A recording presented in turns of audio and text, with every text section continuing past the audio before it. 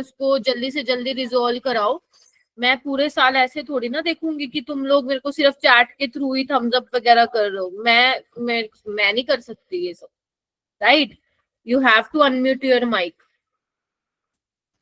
Hesitation भी होती है, still you have to unmute your mic. सारे के सारे जेई एस्पिरेंट हो तो वोकल तो होना पड़ेगा ना तुम लोगों को टीचर्स के साथ, ऐसे कैसे काम चलेगा, राइट? तो you have to unmute your mic. अगर जिसका इशू है उसको ठीक कराओ मंडे तक, ठीक है? नहीं तो फिर मेरे से नहीं पढ़ाया जाता ऐसे। प्रिंस आ गया? हाँ प्रिंस तो है। तुषार भी आ गया, ठीक है। ठीक है बच्चों, टाइम हो गया है। ऑल राइट, तो मैं थोड़ा सा वो बता देती हूँ। सबको डीपीपी 5 मिली होगी, पता नहीं कितने बच्चों ने ओपन करके देखी है नहीं देखी। और जिन्होंने देखा है उसमें देखा होगा आप लोगों ने, लेवल ऑफ क्वेश्चंस काफी अच्छा है उसमें। हाँ आदर्श, मैंने देख लिया था, तुमने सारी दे दी मेरे को, ठीक है।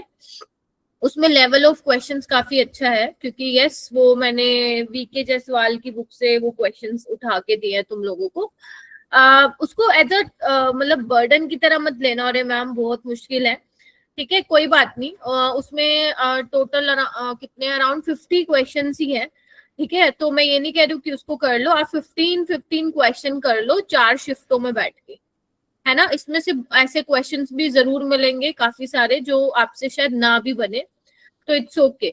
अगर मान लो जिस टॉपिक से वो क्वेश्चन है वो नहीं बन रहा, तो एक बार एनसीईआरटी में से वो टॉपिक पढ़ लो, ठीक है। अगर स्टिल नहीं बन रहा है तो you have your doubt solving group, उस ग्रुप में वो क्वेश्चन का फोटो क्लिक करके भेज देना, ठीक है। सिर्फ मैंने थोड़ा सा लेवल बढ़ाने के लिए वो क्वेश्चंस दिए हैं, क्योंकि ऑलरेडी मैं डीपीपी में 5 से 6 साल में जो भी सॉरी प्रीवियस ईयर क्वेश्चन आए थे ना, वो मैंने सब दे दिए थे। सो मुझे थोड़े से डिफरेंट क्वेश्चंस देने थे, इस वजह से मैंने वो वाले क्वेश्चंस आप लोगों को दिए हैं। तो 15 क्वेश्चन कर लेना 4 शिफ्टों में, आप लोगों का बर्डन भी नहीं लगेगा, और जितने आपसे बन रहे हैं उतने बना लेना। जैसे जो ना बने वो आप ग्रुप में भेज देना। राहुल शायद तुमने क्वेश्चन मेरे ख्याल से भेजा हुआ था, हुआ क्या रिजोल्व? अभी तक वो नहीं हुआ है तो इट्स ओके, मैं वो क्लास में ले लूंगी, ठीक है। नहीं तो मैं ग्रुप में भेज दूंगी, ठीक है जी। तो अभी हम क्या करने वाले हैं, अभी हम आगे करने वाले हैं फैराडेज लो, अपना सेकंड वाला रह गया था, एंड प्रोडक्ट ऑफ इलेक्ट्रोलिसिस, इसको हम खत्म करेंगे ताकि हम अपने जो लास्ट वाला है लाइक 40 मिनट है वो पीरियोडिक क्लासिफिकेशन में हम दे, ठीक है जी। तो ठीक है फिर स्टार्ट करते हैं। आर्यन आ गया, ठीक है। 22 बच्चे आए आज, सुमित भी नहीं है, ठीक है।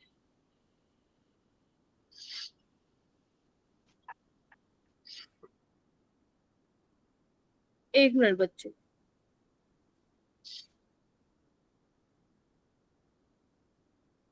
रिया आ गई मैडम? रिया का कुछ इश्यू है, नेटवर्क इश्यू है उनके, शायद बारिश वारिश हो रही थी। हाँ एक मिनट बच्चों।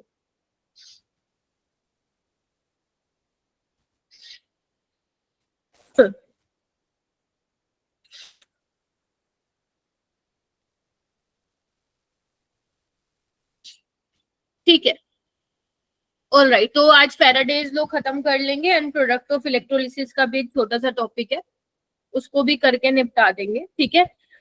एक बार फटाफट से रिकॉल कर लेते हैं लास्ट क्लास में मैंने क्या कराया था। लास्ट क्लास में हमने इलेक्ट्रोलिटिक सेल से डिस्कस करना स्टार्ट किया था, है ना।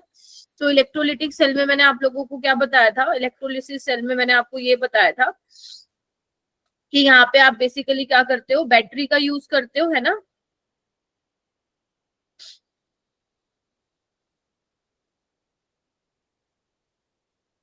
राइट, बैटरी का यूज करते थे। Yes ma'am. यस मैम, ठीक है। तो यहाँ पे पॉजिटिव टर्मिनल से मैं किसको जोड़ रही हूँ, एनोड को, ठीक है। ये पॉजिटिवली चार्ज होता है, और नेगेटिव टर्मिनल से किसको जोड़ रही हूँ मैं, कैथोड, ठीक है।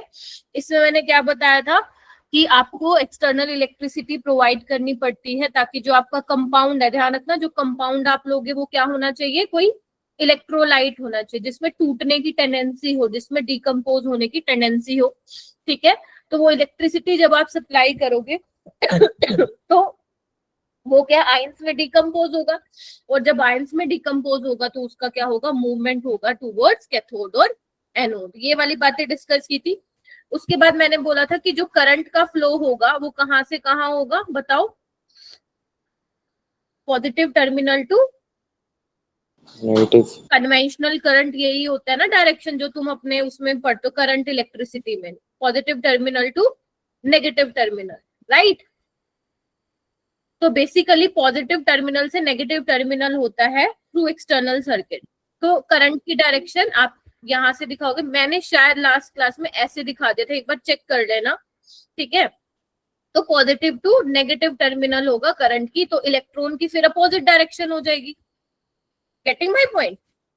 यानी कि फ्लो ऑफ इलेक्ट्रॉन क्या होगा, शायद बोला तो सही था बट डायरेक्शन मैंने वायर की तरफ अलग दिखाई थी, शायद देख लेना एक बार।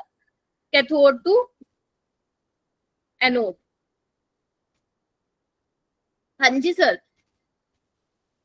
मैम एक्चुअली एक बच्ची है साजिया से, उसको हाँ दिक्कत हाँ, आ रही है। आप अपनी आईडी जो है ना गूगल मीट वाली, वो मेरे पास व्हाट्सएप कर देंगे। मैं भी अच्छा बाहर आ गया था, वो बच्ची कम से कम ज्वाइन तो कर लेगी, उससे कर लेगी अगर इससे ना हो पाएगा तो। अच्छा, उससे जैसे हो जिससे आप जाती है ज्वाइन उससे? करते हैं ना वो। हाँ हाँ, हाँ हाँ, उससे हो मैं जाएगी। आप इंटर इंटर कर दिएगा मैम। कहाँ पे भेज दूं मैं, उसमें भेज दो ग्रुप मेरे में? पास भेज दो। हाँ, उसी ग्रुप में भेज दीजिए चाहे। अ, भेज दिया मैंने sir. All okay right, ma'am, ठीक। आए तो। हाँ सुमित, लेट हो गए क्या?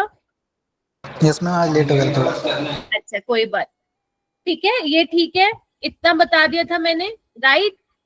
और मैंने क्या बोला था, NaCl का एग्जांपल लिया था, मोल्टन NaCl का। मैंने कहा था अगर आपका Na+ है तो वो क्या जाएगा, कैथोड के पास जाएगा, है ना। और जो Cl नेगेटिव वो किसके पास जाएगा मेरा बेटा, एनोड के पास जाएगा।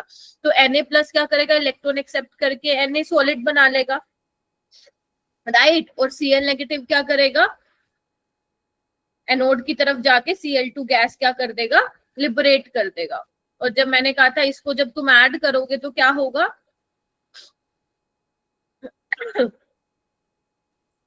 जो अपना ई नोट सेल आ रहा था वो क्या आ रहा था, लेस देन 0। तो रिएक्शन कैसी है, नॉन स्पॉन्टेनियस, ठीक है जी। Yes ma'am. Yes ma'am. Okay all right, तो ये सब हमने डिस्कस किया था। उसके अलावा हमने वाटर का इलेक्ट्रोलिसिस भी देखा था कि वाटर का इलेक्ट्रोलिसिस करा के आप H2 और O2 प्रोड्यूस कर सकते हो। इवन आप घर पे भी कर सकते हो, ये काम करना चाहो तो कर देना। ग्रेफाइट की वो ले लेना रोड, जो पेंसिल वाली होती है ना, वो ले लेना आप, ठीक है। आप जो पानी लोगे ना, अब पानी लोगे उसके अंदर थोड़ा सा वो डाल देना, नमक डाल दो। हाँ, जो आप पानी लोगे उस वो क्या होगा, आपका तो घर वाला वाटर होगा, उसमें इम्प्योरिटीज भी होंगी, राइट। तो इलेक्ट्रोलाइट होना बहुत जरूरी है, ठीक है, अगर आप चाहते हो कि अच्छा खासा अमाउंट में आपको H2O2 मिले। तो बेसिकली जो आपके इंडस्ट्री में जो H2 और O2 को ऑब्टेन किया जाता है, अगर आप डिस्टिल्ड वाटर लेते हो, शायद किसी ने क्वेश्चन पूछा था मेरे से लास्ट टाइम, याद नहीं आ रहा कौन से बैच में था। तो डिस्टिल्ड वाटर में क्या होता है, वाटर है, ठीक है। अब वाटर इलेक्ट्रोलाइट तो है, सेल्फ आयनाइजेशन तो होता है, लेकिन इतने ज्यादा H+ और OH नेगेटिव आयंस नहीं मिलते, तुमने सुना होगा ये, है ना। तो अब क्या है, अगर हम चाहते हैं कि ज्यादा अमाउंट में हमें H2O2 मिले, तो उसमें जो लैब में या जो बड़े इंडस्ट्री में लार्ज स्केल पे हमें H2O2 ऑब्टेन करना होता है, तो उसमें थोड़ा सा KOH को, थोड़ा सा एल्कली, बेसिकली उस वाटर को थोड़ा सा एल्कलाइन बना देते हैं, जिससे हमें लार्ज स्केल पे H2 और O2 प्रोड्यूस हो, राइट, ठीक है। तो बड़े लार्ज स्केल में जो सिलेंडर में भरते हैं ना ऑक्सीजन, और वो हॉस्पिटल में पहुंचाते हैं, तो वो इसी तरीके से आपको इसी तरीके से ऑब्टेन कर सकते हो, राइट। उसके अलावा और क्या बताया था मैंने, फैराडेज फर्स्ट लॉ भी बता दिया था। फैराडेज फर्स्ट लॉ क्या था कि जितना तुम अरे सॉरी बच्चों,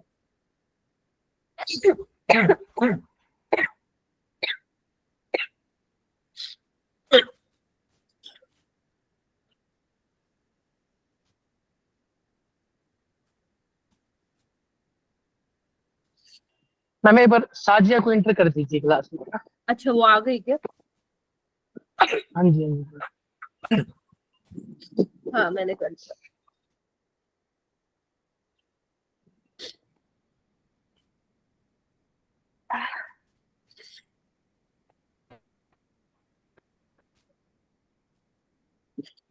क्या इसी से ही होता है H2O2 मेरा बेटा? हाँ, उसमें हाइड्रो, उसमें आपको वो चाहिए होता है ना, क्या बोलते हैं, हाँ उसमें भी वाटर का इलेक्ट्रोलिसिस करते हैं मेरा बेटा। ठीक है, जब वो फ्यूल सेल पढ़ाओगे ना फिर वहां पे मैं बताऊंगी, ठीक है।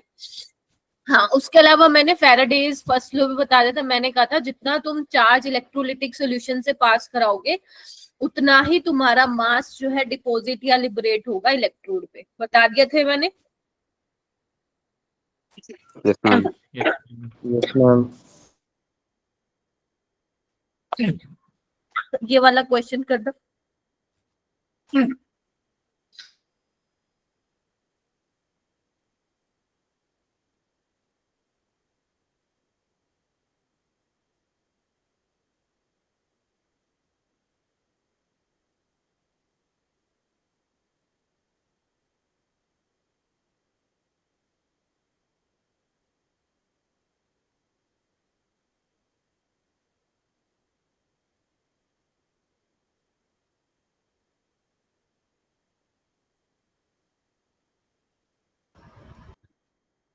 हाँ जी।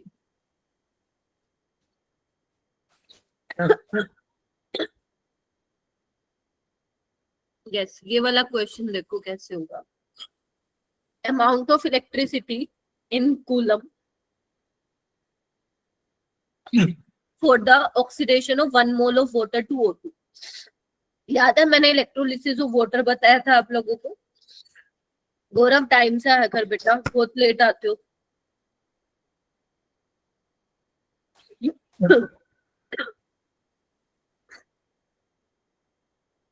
ये बताया था।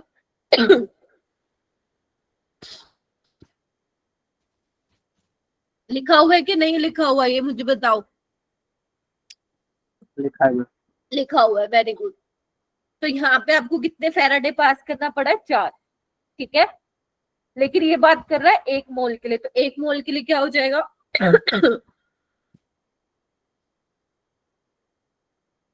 कितने फेराडे? 2। यस बोलो, बोलो। Yes, ma'am. Yes Yes, ma'am. ma'am. मुझसे नहीं बोला जा रहा, तुमसे तो बोला जा रहा है ना। तो 2 फेराडे चाहिए, तो 2 फेराडे मतलब 2 × 96500। इसको सॉल्व करो, कितना आ रहा है? इसको सॉल्व करो और मुझे बताओ कितना आ रहा है।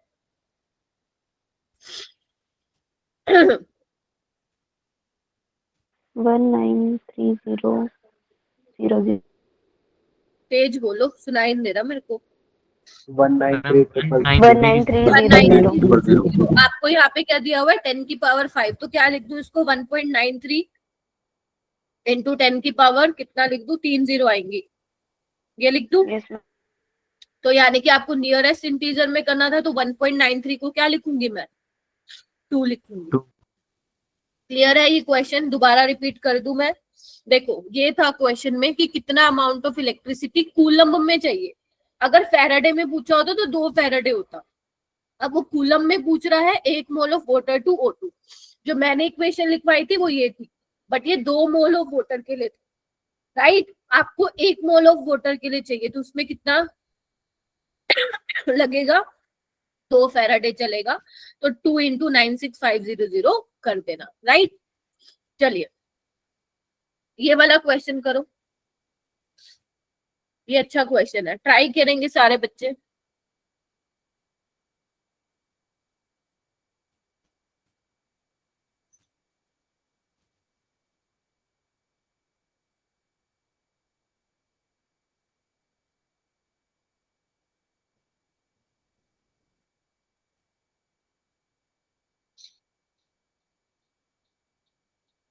अब मैं ठीक हूँ। वो एकदम ना मौसम चेंज होता है ना, तो मुझे हो जाती हैं चीजें। हाँ हाँ, अरे बढ़िया हूँ मैं एकदम। वो बाय चांस क्लास में ही छिड़ गई मेरे को। ठीक है। If 0.3605 of a metal is deposit, बच्चों ट्राई करो इसको, मैं ही करवाऊंगी तो फायदा क्या, सारी मैं ही करवा दूं क्वेश्चन। कोई मुझे ये बताएगा कि अप्रोच कैसे करना है क्वेश्चन को? कोई मुझे बताएगा? आदर्श MW कैसे equals to अप्रोच? एक मिनट, एक मिनट पर। आदर्श आप बताओ कैसे करूँ अप्रोच क्वेश्चन को बेटा? MW is equal to ZQ से। क्यू जेड, अच्छा, मतलब जेड इंटू आई टी। ठीक यस है, मैम। ठीक है। फिर क्या किया आपने? N equivalent values weight put. By, ठीक है। और इक्विवेलेंट वेट क्या होता है? Molar mass by N factor. अब तुम्हें निकालना क्या है यहाँ पे? एन फैक्टर निकालना है, बोलो। yes ma'am. यही तो निकालना है ना। मान लो कोई मेटल है, हमें नहीं पता उसके ऊपर क्या चार्ज है, ठीक है, तो एन इलेक्ट्रॉन गेन करेगा, मेटल में जाएगा, तो तुम्हें एन ही तो लगाना है। अगर एन पता चल जाएगा तो पता चल जाएगा वैलेंसी क्या होगी, बोलो क्या कहते हो? Yes. Yes तो ma'am. बस तुम यहाँ से निकाल दो। तो मास कितना डिपॉजिट हुआ है मेरा बेटा? 0.3605। मोलर मास किसका है? जो मेटल है 96 है, ठीक है, एंड हमें ये पता नहीं है, इंटू 96500। और करंट कितना है? 1.2 इंटू टाइम कितना है? 15 मिनट, बट हमें सेकेंड में चाहिए, यानी कि 60। ठीक है, अब हम क्या करेंगे, इसको सॉल्व करेंगे। हाँ जी बेटा बोलिए। हम उसे 900 सेकेंड लिख सकते हैं फिर डायरेक्ट। हाँ लिख दो, 900 लिख दो। मेन तुम्हें मुझे आंसर बताना है, आंसर बताओ आ कितना रहा है इसको सॉल्व करने पे। और बेटा अपनी क्लास कितने मिनट की होती है? 90 मिनट की ना। जैसे ही 50 मिनट होंगे ना, मुझे रोक देना, अगर मान लो मुझे याद नहीं, क्योंकि मैं करवाऊंगी पीरियोडिक क्लासिफिकेशन, बेशक आज का कितना ही हो। ठीक है। ठीक है मैम। हाँ जी। तो एन फैक्टर देख के बताओ, मतलब कैलकुलेट करके बताओ कि कितने के आसपास आ रहा है।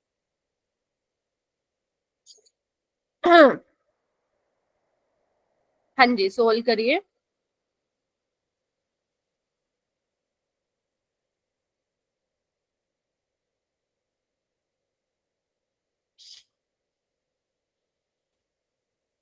जीरो 0.3605 को 0.36 ले लो तुम लोग।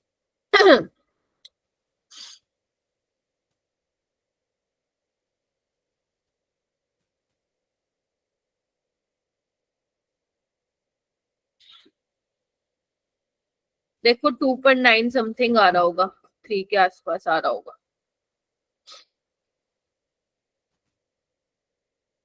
आ रहा है प्रिंस? प्रिंस खो जा, ओके।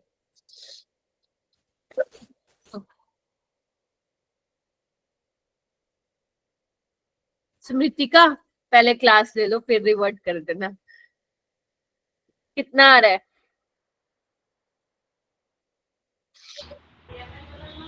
मैम 2.98 के आसपास तक आ। वेट, अगर 2.98 के आसपास आ रहा है तो we have to write the nearest integer, यानी कि हम लिख देंगे। Getting my point? तो इस तरीके से क्वेश्चन करता है, हो जाएगा। मुश्किल तो नहीं है ना? देख लो अगर मुश्किल लग रहा है। राहुल, आर्यन, समीर, हो जाएगा? संदीप? Yes ma'am. नहीं Yes, मेरा बेटा, ma'am. 0.29 नहीं आएगा, 2 पॉइंट समथिंग आ रहा होगा। ठीक है, कहीं कैलकुलेशन में कृतिका मिस्टेक की होगी। चलिए ये वाला क्वेश्चन करो मेरा बेटा, ट्राई करो।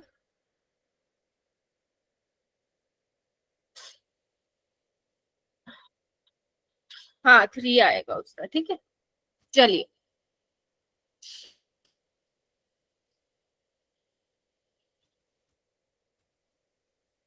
ये भी काफी अच्छा क्वेश्चन है।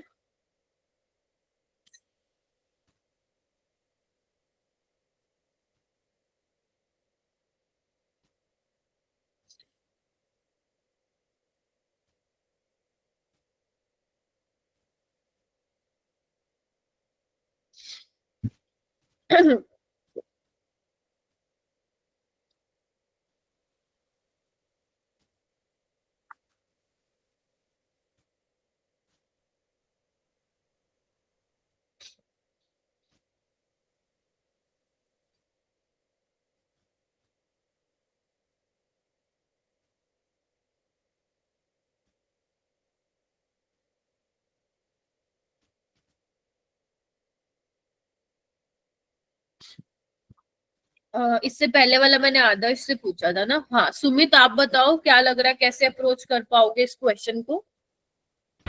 मैम इसमें हमें जो कंसंट्रेशन दे रखी है, मतलब लीटर दे रखे हैं 0.5 लीटर और 0.6 मोलर SnSO4 दे रखा है, तो हमारे पास जो है हम दोनों को मल्टीप्लाई करके हमारे पास मोल्स आ जाएंगे। ऑलराइट, उसको फिर हम फॉर्मूले पुट कर देंगे, मोल्स इक्वल्स टू में I/T अपॉन में n फैक्टर इनटू में 96500 से, उसमें हम जो है n फैक्टर निकाल लेंगे। बट एन फैक्टर क्यों निकालना आपको? हमें तो पता है ना टिन जो है +2 में है। तुमने एक बार, सारे बच्चे एक बार क्वेश्चन को पढ़ो। वो कह रहे हैं कि टिन सल्फेट का इतना सॉल्यूशन है जिसको इलेक्ट्रोलाइज किया हुआ है, मतलब बेसिकली जिस सॉल्यूशन से तुम इलेक्ट्रिसिटी पास कर रहे हो उस सॉल्यूशन के जो कंसंट्रेशन और मोलारिटी दे रखी है वो तुम्हें ऑलरेडी दी हुई है। ये तुमने बिल्कुल ठीक बोला कि मैम यहाँ से नंबर ऑफ मोल्स निकाल लेंगे, ठीक है, मल्टीप्लाई करके, ये तुमने ठीक बोला, ठीक है। और कितने मिनट तक किया गया है? 30 मिनट तक, और करंट इतना पास किया गया है। वो कह रहे हैं कि अगर इनर्ट इलेक्ट्रोड तुमने जैसे यूज कर रखी है तो फाइनल कंसंट्रेशन क्या रह जाएगी, समझ गए? तो टिन +2 की सॉल्यूशन में कुछ कंसंट्रेशन होगी, है ना, लेकिन जब इलेक्ट्रोलिसिस होगा तो टिन किस में कन्वर्ट होता जाएगा मेरा बेटा? टिन में होता जाएगा।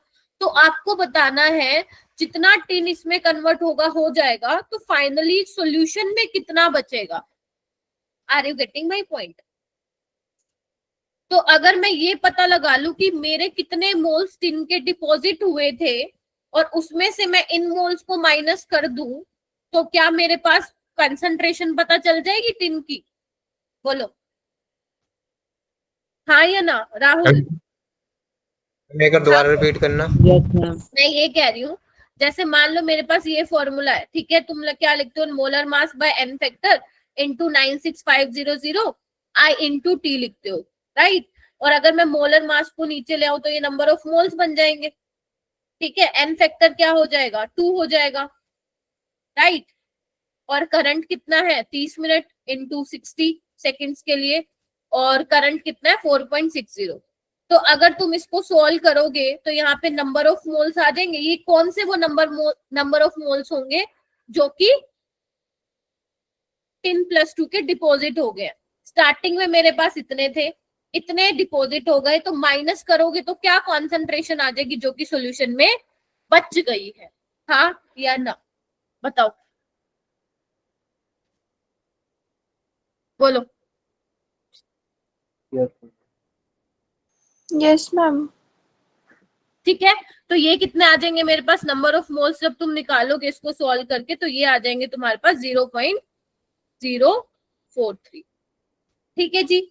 और ये कितने मोल्स हैं तुम्हारे? ये कितने आ जाएंगे तुम्हारे मोल्स? 0.50 इंटू 60 करोगे तो 0.3 मोल ये आ जाएंगे। बोलो क्या कहते हो? 0.3 मोल ये आ गए, ठीक है। हमें क्या निकालना? रिमेनिंग कॉन्सेंट्रेशन निकालनी है, किसकी? टिन की। तो कंसंट्रेशन क्या होती है? मोल पर लीटर, है ना। तो 0.3 मेरे पास पहले थे, इतने डिपॉजिट हो गए, और सॉल्यूशन में वॉल्यूम कितना है सॉल्यूशन का? 0.50। क्या यहाँ से तुम सॉल्व कर सकते हो कि कितने रिमेनिंग कॉन्सेंट्रेशन रह जाएगी टिन की सॉल्यूशन में? बोलो।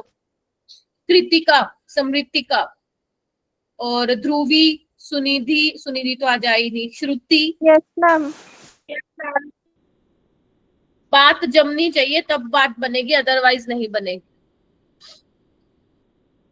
ठीक है। तो जब तुम इसको सॉल्व करोगे तुम्हारा आंसर आएगा 0.514। यस,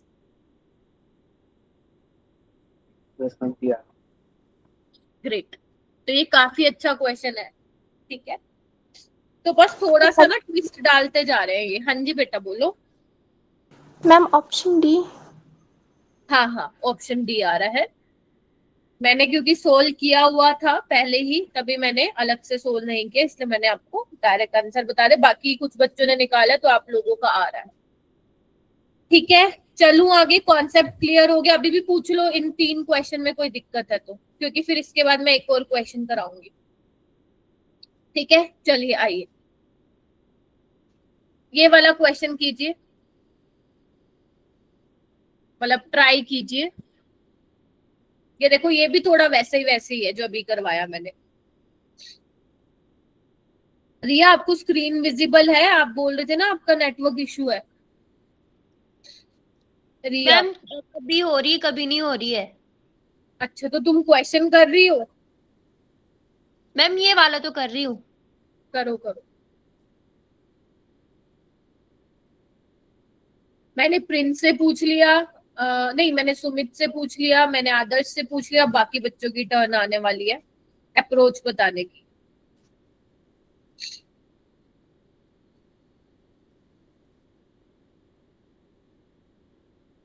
ओके, आर्यन बताओ मेरे को कैसे अप्रोच करेंगे इस क्वेश्चन को बेटा। आर्यन आप बताओ। हाँ जी बताइए। मैम सबसे पहले तो मैम यहाँ पे करंट एफिशिएंसी दे रखे, तो मैम हम टोटल करंट निकाल लेंगे जो फिर से बोलो, क्या बोला तुमने? मैम सबसे पहले तो हम नेट करंट निकाल लेंगे जो यूज हो रहा है यहाँ पे। तो मैम 50 इंटू 100, 50/100 इंटू 25 कर लेंगे। अच्छा ठीक है, क्योंकि करंट एफिशिएंसी दे रखी है। फिर आपको बताने हैं कॉपर 2+ की कॉन्सेंट्रेशन कितनी रहेगी, वो बतानी है आपको।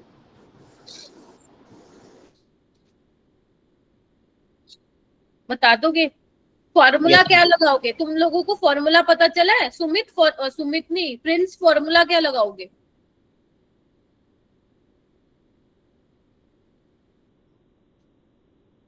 एफिशिएंसी वाला मैंने फॉर्मूला क्या बताया था? पन्ने पलटो अपने, जल्दी से बताओ मेरे को। W is equal to ZQN। Yes, eta है वैसे वो, बट कोई नहीं, एन बोल दो। करंट एफिशिएंसी है, बस ये पता होना चाहिए। यही बताया था मैंने। Yes ma'am.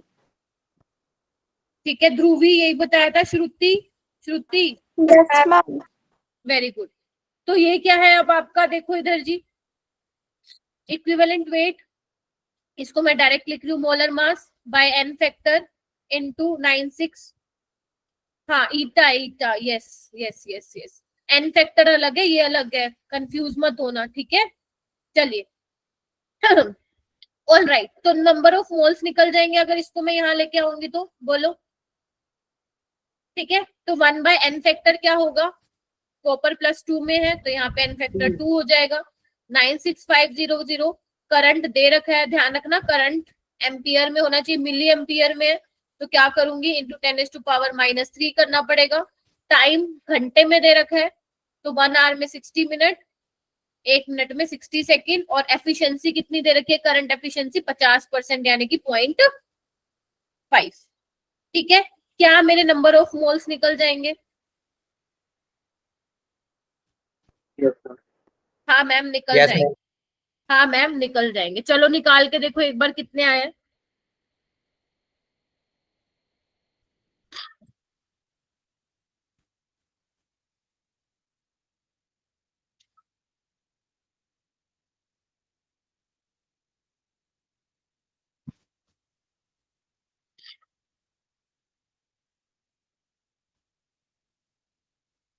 मेरे पास जो मैंने सोल्व किया है, मेरे पास आ रहे हैं इसके नंबर ऑफ मोल 0.001398।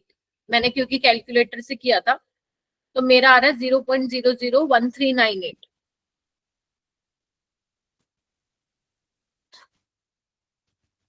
हो सकता है तुम्हें थोड़ा सा टाइम लगे।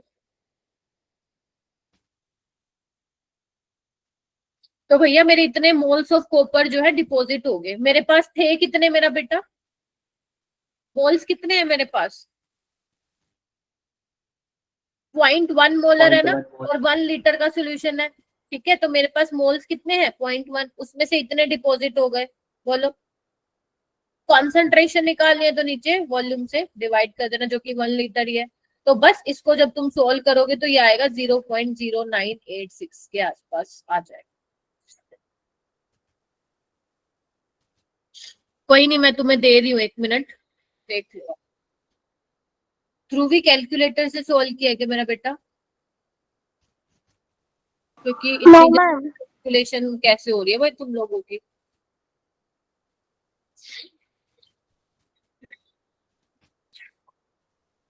टाइम लगेगा थोड़ा सा कैलकुलेशन में।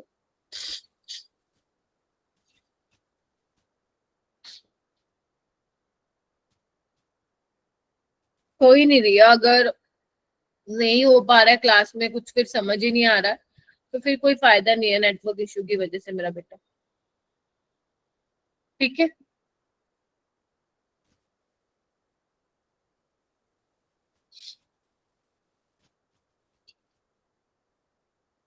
चलिए। चलो मैं आगे, कर लोगे ये, सोल्व कर लोगे बेटा? बताओ, Yes, यस ma'am. मैम। है ना? Yes, ma'am. आ जाएगा आंसर, आ जाएगा, उसकी कोई दिक्कत नहीं है। बस ये तुम ये ध्यान रखना, क्या तुम्हें अप्रोच समझ में आ रही है कि नहीं। देखो, तुम अगर अप्रोच को पकड़ लिया ना तुमने फिजिकल में, आंसर तो तुम निकाल दोगे। क्यों? क्योंकि तुम्हें इतने क्वेश्चन मिलेंगे प्रैक्टिस के लिए कि तुम्हारी आदत हो जाएगी उसको, ठीक है, जल्दी सॉल्व करने की, राइट। चलिए, अब मैं चलती हूँ फैराडे सेकंड लॉ पे। ये थोड़ा सा आसान है और बहुत ज्यादा इंपॉर्टेंट भी नहीं, यहाँ से ज्यादा क्वेश्चन नहीं आते हैं, बट यस, इसका एक फॉर्मूला है ना, वो तुम्हारे रिडॉक्स रिएक्शन वाले चैप्टर में इंपॉर्टेंट रहता है, तो इसलिए मैं ये करवा देती हूँ थोड़ा। देखो, फैराडे सेकंड लॉ में क्या होता है, सिंपल सी चीज है। सॉल्यूशन होते हैं आपके इलेक्ट्रोलिटिक सॉल्यूशन, उनको सीरीज में लगाया जाता है, राइट। मान लेते हैं लेट से ये ए सॉल्यूशन है, मेरे को नहीं पता कौन सा है, लेट से ये ए है, ये बी है और ये सी है। इन 3 सॉल्यूशन को, 3 से ज्यादा भी हो सकते हैं, ठीक है। इनको क्या किया गया है, सीरीज में लगाया गया है। अब क्या किया है, आपको पता ही है, बाहर से इलेक्ट्रिसिटी प्रोवाइड करनी पड़ेगी, तो आपको सेम अमाउंट ऑफ इलेक्ट्रिसिटी जो है पास करवानी पड़ेगी इन सॉल्यूशन से। Getting my point? और जब आप same amount of electricity pass कराओगे तो क्या होगा, आयंस की मूवमेंट होगी टूवर्ड्स इलेक्ट्रोड, है ना। कोई डिपॉजिट होगा या कोई लिबरेट होगा। तो जितना अमाउंट जो है लिबरेट या डिपॉजिट होगा, वो किसके डायरेक्टली प्रोपोर्शन होगा मेरा बेटा? उनके इक्विवेलेंट वेट के डायरेक्टली प्रोपोर्शन होगा। ध्यान रखना, इक्विवेलेंट बोला है मैंने, मास ऑफ इलेक्ट्रोलाइट नहीं बोला। Getting my point? क्या बोला मैंने? जो अमाउंट ऑफ सब्सटेंस बोल दो या मास ऑफ सब्सटेंस डिपॉजिट या लिबरेट होगा by the same quantity of electricity passing through an electrolyte, वो डायरेक्टली प्रोपोर्शन होगा किसके मेरा बेटा? इक्विवेलेंट वेट के। ठीक है जी, देखो,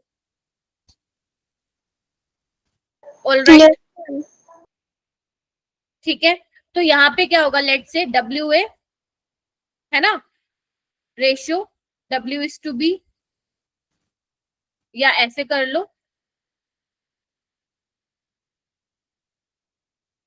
क्या करोगे यहाँ पे, given mass by equivalent weight of A, ठीक है, ऐसे कर लो, ratio W B by equivalent weight of B, ठीक है, और ratio W C by equivalent weight of C. कर सकते हैं ऐसे हम, बोलो।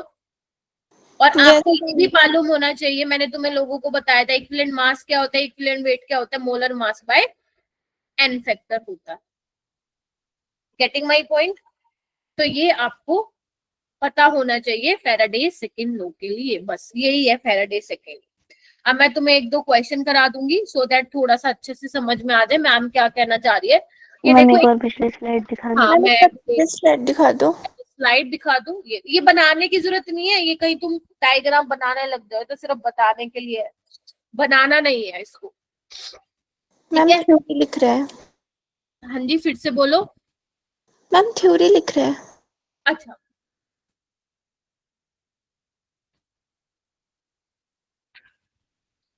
पीडीएफ आएगी ना तब लिख लेना अच्छे से, ठीक है। आ जाओ। तो यहाँ पे ध्यान से देखो, यहाँ पे एक सेटअप है, इधर देखो जो अभी मैंने समझाया, बस अब मैंने क्या लिया यहाँ पे, थोड़ा सा अच्छे से दिखा रही हूँ मैं। यहाँ पे देखो, बैटरी से इलेक्ट्रोड जो है कनेक्टेड है, देख रहे हो आप सभी, है ना। यहाँ पे AgCl का सोल्यूशन लिया, कोई भी आपको दे सकता है, MgCl2 का, और यहाँ पे FeCl3 का सोल्यूशन आपको दिया हुआ है। तो एक बात बताओ, जब same amount of electricity pass कराओगे तो मैं बोल सकती हूँ मास ऑफ Ag बाय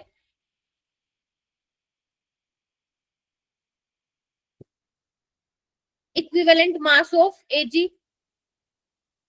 बराबर होगा equivalent mass of mg bye equivalent weight of mg, बोलो। ठीक है, इक्वल होगा यस मैम।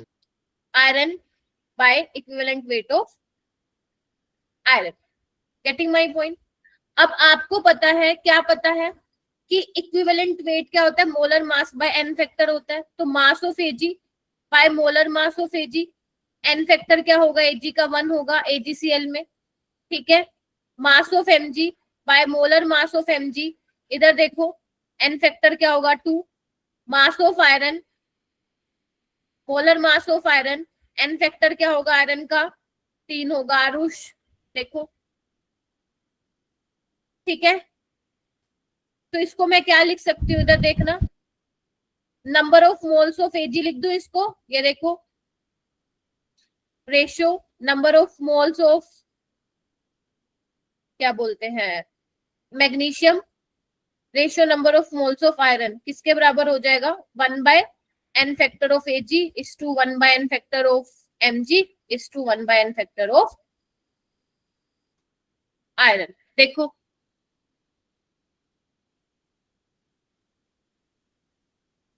ठीक है,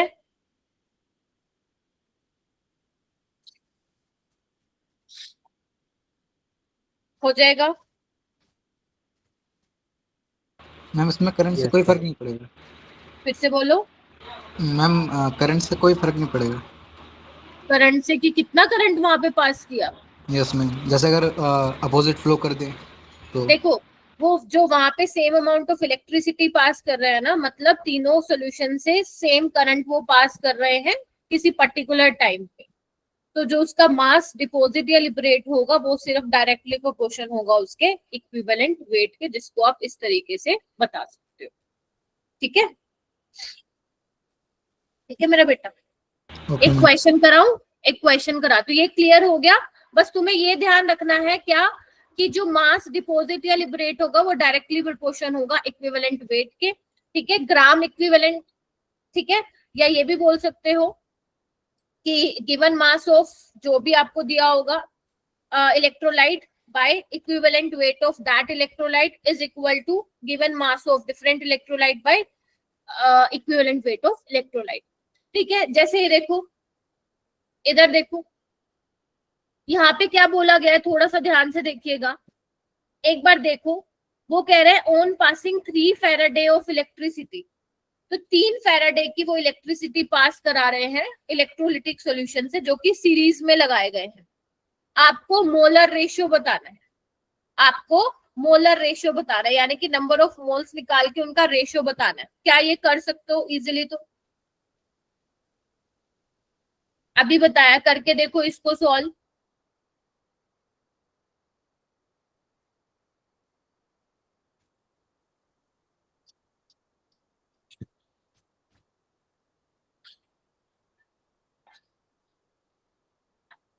आरुष कैसे करोगे इसको? आरुष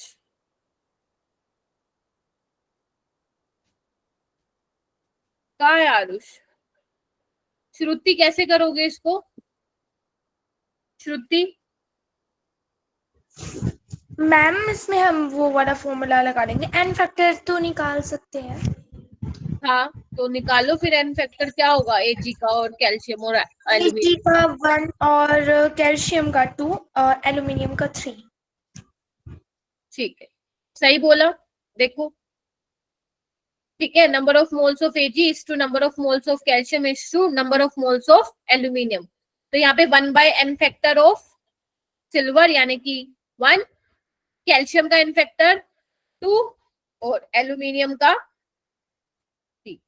तो कितना आ रहा है ये? 6 एलसीएम ले लो, तो ये आ रहा है 6:3:2। Option 3. ए कैसे आएगा मेरा बेटा? एन फैक्टर का रेशियो नहीं लेना, मोलर रेशियो लेना है मेरा बेटा। ठीक है, तो इस तरीके से इसको सॉल्व करना रहेगा, हो जाएगा। ठीक है, चलिए आइए। ऑल राइट, चलिए ये वाला क्वेश्चन ट्राई करो।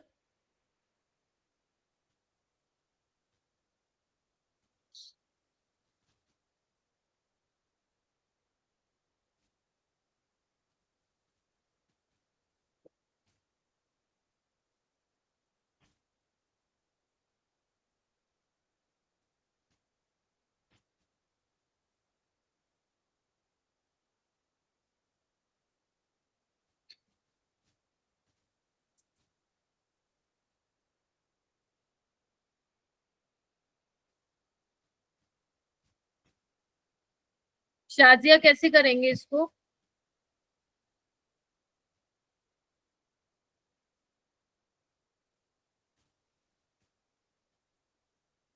शाजिया, मृतिका, मनीषा, मेरी आवाज आ नहीं रही है या फिर तुम्हें आता नहीं है? एक चीज है,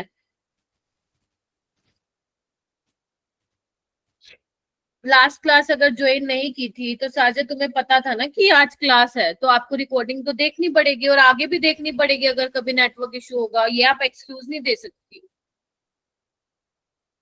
मुझे कोई भी बच्चा ये एक्सक्यूज नहीं देगा कि लास्ट क्लास हम नहीं ले पाए थे तो हम ऐसे ही आ गए बस क्लास के अंदर।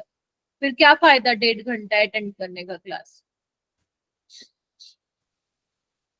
पनीशा आप बताओ। जो वेट होगा वो इक्वल होगा इक्विवेलेंट वेट के, जो सी क्रोमियम का वेट दिया हुआ है हमारे पास 52.0 और एजी का वेट दिया है हमारे पास 108, तो हम इसका इक्विवेलेंट वेट निकाल देंगे। तो मैं ये लिख दूं कि ग्राम इक्विवेलेंट्स जो क्रोमियम के होंगे वो बराबर होगा ग्राम इक्विवेलेंट्स ऑफ सिल्वर, या ऐसे भी लिख सकते हैं इसको, जो मास होगा क्रोमियम का deposit divide by equivalent weight of chromium, ठीक है, बाय इज इक्वल टू जो एजी का मास डिपॉजिट होगा bye equivalent weight of chromium, बोलो सॉरी सिल्वर। तो यहाँ पे आपका मास कितना है क्रोमियम का, देखो दिया हुआ है क्या यहाँ पे? नहीं, वो निकालना है। मोलर मास क्रोमियम का 52 और एन फैक्टर क्या हो जाएगा 3, और इसका कितना दिया हुआ है, सिल्वर का कितना डिपॉजिट हुआ है 0.54, molar mass of silver 108 into 1। तो इसको सॉल्व करना पड़ेगा। 2-3 बच्चों ने मेरे को आंसर बताया, बाकी मेरे को सुमित ने बता दिया, मेरे को प्रिंस ने बता दिया है।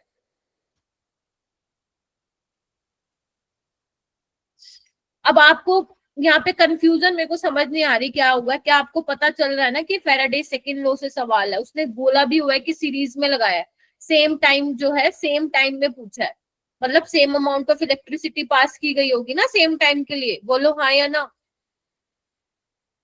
Yes ma'am. इसका तो फिर लगेगा ना फैराडे सेकंड लॉ। तो इसमें क्या है, बस फॉर्मूला लगाना था तुम्हें। अब इसको तुम्हें सॉल्व करना है, आंसर ए आ जाएगा। ऐसे नहीं काम चलेगा। अगर आप सोचते हो कि ऐसे काम चल जाएगा, आपको बैठ के क्लास में पेन निकाल के नोटबुक में सॉल्व करना पड़ेगा।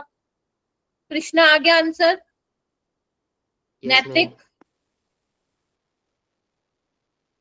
अब तो मैंने लगा ही दिया ये। राहुल, मैम सॉल्व कर रहा हूँ। चलो आगे, ठीक है, आ गया, बढ़िया। चलिए ये वाला क्वेश्चन एक बार घर पे ट्राई कर लेना।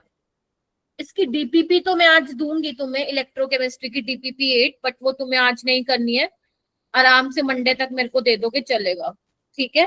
क्योंकि मेरा मेन अभी आप लोगों का जो फोकस होना चाहिए वो पीरियोडिक क्लासिफिकेशन वाले चैप्टर पे होना चाहिए, ठीक है? चलिए ठीक है बच्चों, तो फैराडेज लॉ में तो देखो इतना ही था। इलेक्ट्रोलिसिस तुम्हें समझ में आ गया होगा कि मैं फिर बता रही हूँ कि बाहर से आप इलेक्ट्रिसिटी सप्लाई कर रहे हो, जिससे क्या हो रहा है, जो आपका इलेक्ट्रोलाइट हो रहा है वो डिकम्पोज हो रहा है, और डिकम्पोज होने के बाद जो आयंस हो रहे हैं वो क्या कर रहे हैं, टूवर्ड्स इलेक्ट्रोड जा रहे हैं। देखो अभी मैंने आप लोगों को जो एग्जाम्पल बताया था वो मोल्टन NaCl का बताया था। मोल्टन NaCl का मतलब क्या हुआ, उसमें जब आप डिकम्पोज करवा रहे हो with the help of electricity तो Na+ और Cl नेगेटिव मिल रहा है आपको सोल्यूशन में, है ना जी? कोई और आपका सॉल्वेंट पानी वानी उसमें नहीं है, ठीक है?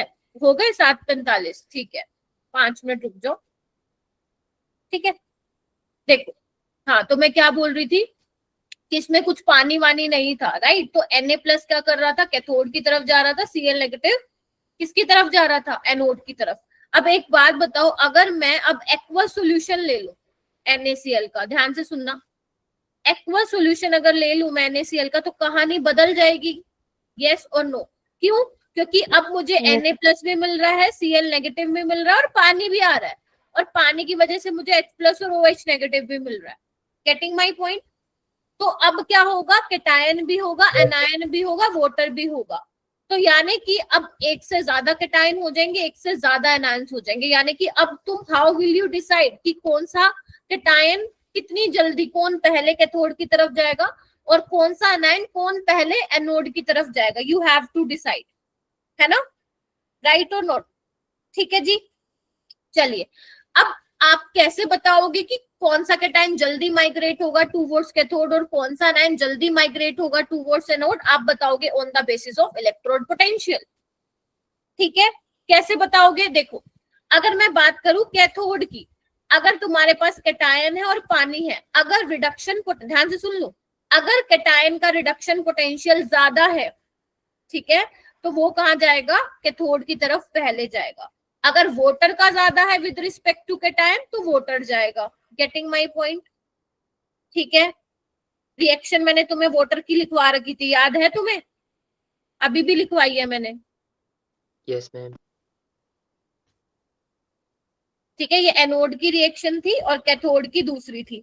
Getting my point? Yes ma'am. ठीक है, ऑल राइट। कैथोड की क्या थी? ये वाली थी,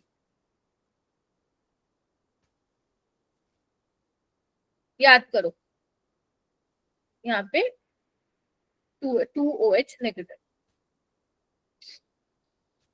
ऑक्सीजन कितने हैं? एक minute, let me just check. 4, तो यहाँ पे 4 आएगा और यहाँ पे इलेक्ट्रॉन फिर 4 आएगा। देखो बैलेंस है क्या? 8 8, यस। ठीक है, तो ये इक्वेशन थी, ये एनोड की थी, ये कैथोड पे, यानी कि कैथोड पे H2 मिल रहा है और एनोड पे O2 मिल रहा है। Getting my point? अगर एनायन आपके एक से ज्यादा हो तो क्या होगा? अगर एनायन आपके एक से ज्यादा हो तो क्या होगा मेरा बेटा? उस केस में आप ऑक्सीडेशन पोटेंशियल देखोगे, जिसका ऑक्सीडेशन पोटेंशियल, अगर ध्यान से सुनना, एनायन का oxidation potential with respect to water होता है तो वो पहले भाग के जाएगा एनोड पे। अगर वाटर का ज्यादा होता है तो वो पहले जाएगा और क्या लिबरेट हो जाएगी वहां पे? O2 gas. क्लियर है ये वाली बात? बोलो। Yes ma'am. Yes ma'am. Yes ma'am. Very good, बहुत बढ़िया। अब ये देखो, इधर आओ, इधर आओ हर्षित और ये क्या नाम है, सक्षम, इधर ध्यान दो। यहाँ पे ये तुम्हारे लिए मैंने मतलब लिख दिया है, ये तुम्हें बहुत काम आएगा इलेक्ट्रोलिसिस के सवाल करने के लिए। अगर तुम ध्यान से देखो तो यहाँ पे क्या लिखा हुआ है? For electrolysis of 1 molar aqueous electrolyte. मतलब अगर तुम एक्वस इलेक्ट्रोलाइट ले ले तो मतलब पानी भी है उसमें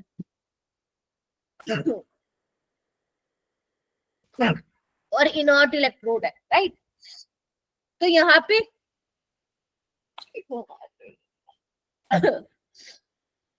तो यहाँ पे एक चीज लिखी हुई है, अगर आप ध्यान से सुन लो, यहाँ पे ऑर्डर लिखा हुआ है।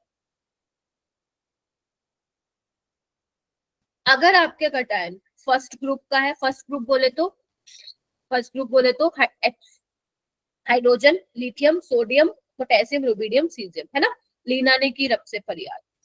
अगर सेकंड ग्रुप का कैटायन है, बेटा मांगे कार सेंट्रो बाप रांची, ठीक है? अभी बताओ, देखो इनर्ट वो होता है जो रिएक्शन में पार्टिसिपेट नहीं करता, एक्टिव होते हैं जो वो भी रिएक्शन के साथ पार्टिसिपेट कर लेते हैं। मान लो तुम इनर्ट इलेक्ट्रोड ले लो, प्लेटिनम की ले लो, ठीक है, ग्रेफाइट की ले लो, मरकरी की ले लो, तो ये पार्टिसिपेट नहीं करेंगे रिएक्शन। बट अगर मान लो तुम कोई एक्टिव ले लो, एक्टिव बोले तो एक एग्जांपल कॉपर, मान लो तुमने कॉपर की इलेक्ट्रोड ले ली, तो अब वो भी पिक्चर में रोल प्ले करेगा, राइट? अभी मैं किसका एग्जांपल बता रही हूँ? जब तुम इनर्ट इलेक्ट्रोड लोगे। मैं एक ऐसा भी एग्जांपल बताऊंगी जिसमें तुम कोई एक्टिव इलेक्ट्रोड ले रहे हो। Getting my point? ठीक है, अगर तुम्हारा कैटायन होगा फर्स्ट ग्रुप का, कैटायन होगा सेकंड ग्रुप का और 13 ग्रुप का। 13 ग्रुप कौन से मेरा बेटा? बैंगन, आलू, गाजर, इन थैला, बोरोन, एल्यूमिनियम, गैलियम, इन थैलियम। अगर ये हुए तो वाटर के रिस्पेक्ट में उनका रिडक्शन की टेंडेंसी क्या है? कम है, यानी कि उनका रिडक्शन पोटेंशियल कम है। और जो इनके अलावा बच गए कैटायंस, वो वाटर के रिस्पेक्ट में उनका रिडक्शन पोटेंशियल ज्यादा होगा और वो भाग के जाएंगे कहाँ पे? कैथोड की तरफ। गेटिंग माय पॉइंट और नो? जैसे Na+ है, Na+ और पानी में कौन जाएगा कैथोड की तरफ? वाटर। Fe2+ है, आयरन और वाटर, कौन जाएगा? आयरन। क्या ये चीज समझ में आई? ये तुम्हें ध्यान रखने के लिए मैंने लिस्ट लगा दी यहाँ पे। सुमित ठीक है, दोनों प्रिंस ठीक है, हर्षित ठीक है। चलिए अगर मैं अनायंस की बात करूं तो देखो, अगर तुम्हारे अनायंस में आयोडाइड, ब्रोमाइड, क्लोराइड ये तीनों होते हैं, तीनों में से कोई भी होता है, तो तीनों के तीनों का जो ऑक्सीडेशन पोटेंशियल है विद रिस्पेक्ट टू वाटर वो क्या है, ज्यादा है। तो इनमें से कुछ भी मिले तो यही जाएंगे एनोड की तरफ। अगर इसके अलावा कोई और एनायन मिल जाता है, लेट्स से नाइट्रेट मिल जाता है, सल्फेट मिल जाता है, तो उसके रिस्पेक्ट में वाटर जाएगा एनोड की तरफ। जैसे Cl नेगेटिव और पानी में से कौन जाएगा? Cl नेगेटिव भैया जी। नाइट्रेट और वाटर में से कौन जाएगा? वाटर भैया जी। क्या ये चीज क्लियर हुई? इसको लिख लेना क्योंकि ये बहुत इंपॉर्टेंट है, ये बुक्स में नहीं लिखे होते हैं मेरा बेटा, ठीक है। जब आप अच्छी बुक्स पढ़ते हो तो वहां पे ये चीजें लिखी रहती हैं, ठीक है। तो एनसीईआरटी में आपको नहीं मिलेगा, तो प्लीज इसको जरूर नोट डाउन कर लेना, क्योंकि इलेक्ट्रोलिसिस के क्वेश्चन भी पूछ लेते हैं और आसान ही क्वेश्चन आते हैं, ठीक है। तो ये मैंने यहाँ पे लिख दिया, ठीक है जी, लिख लिया सबने। और अगर आयोडाइड, ब्रोमाइड और क्लोराइड में भी मुझे बताना हो ना, तो आयोडाइड का पावर जो होता है ऑक्सीडेशन पोटेंशियल वो ज्यादा होता है, ब्रोमाइड का उससे कम, Cl नेगेटिव का उससे कम, ठीक है।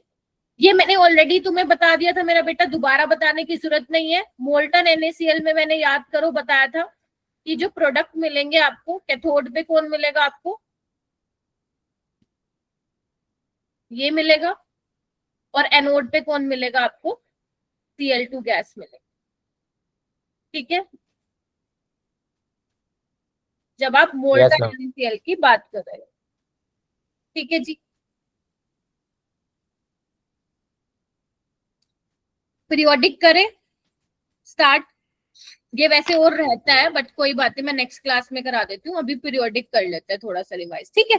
चलो चलिए आइए, बाकी मैं नेक्स्ट क्लास में आपका ये पूरा खत्म हो जाएगा, थोड़ा सा ही रह गया बस।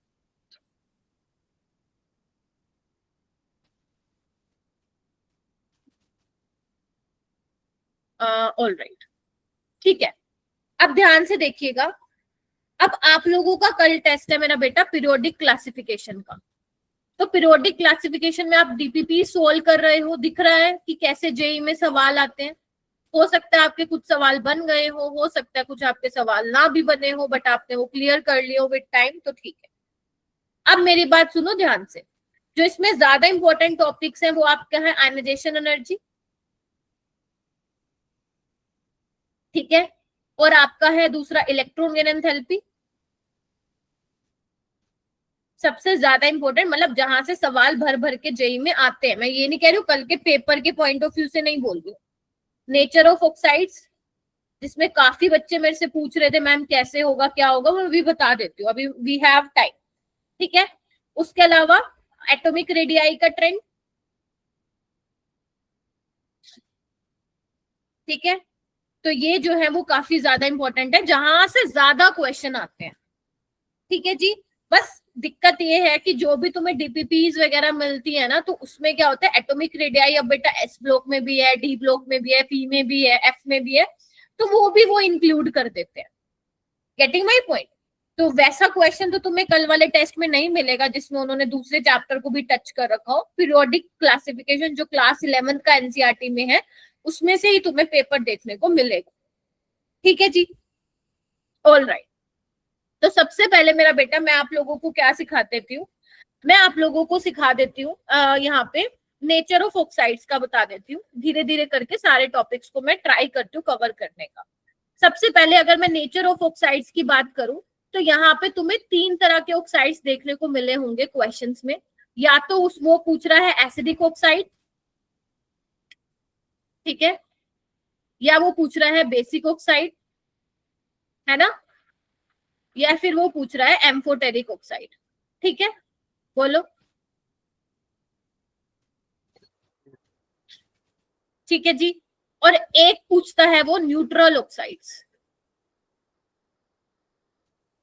अब न्यूट्रल ऑक्साइड्स क्या होते हैं मेरा बेटा? न्यूट्रल ऑक्साइड्स जो ना एसिड होंगे और ना ही, बोलो, जिनका बेसिक नेचर होगा।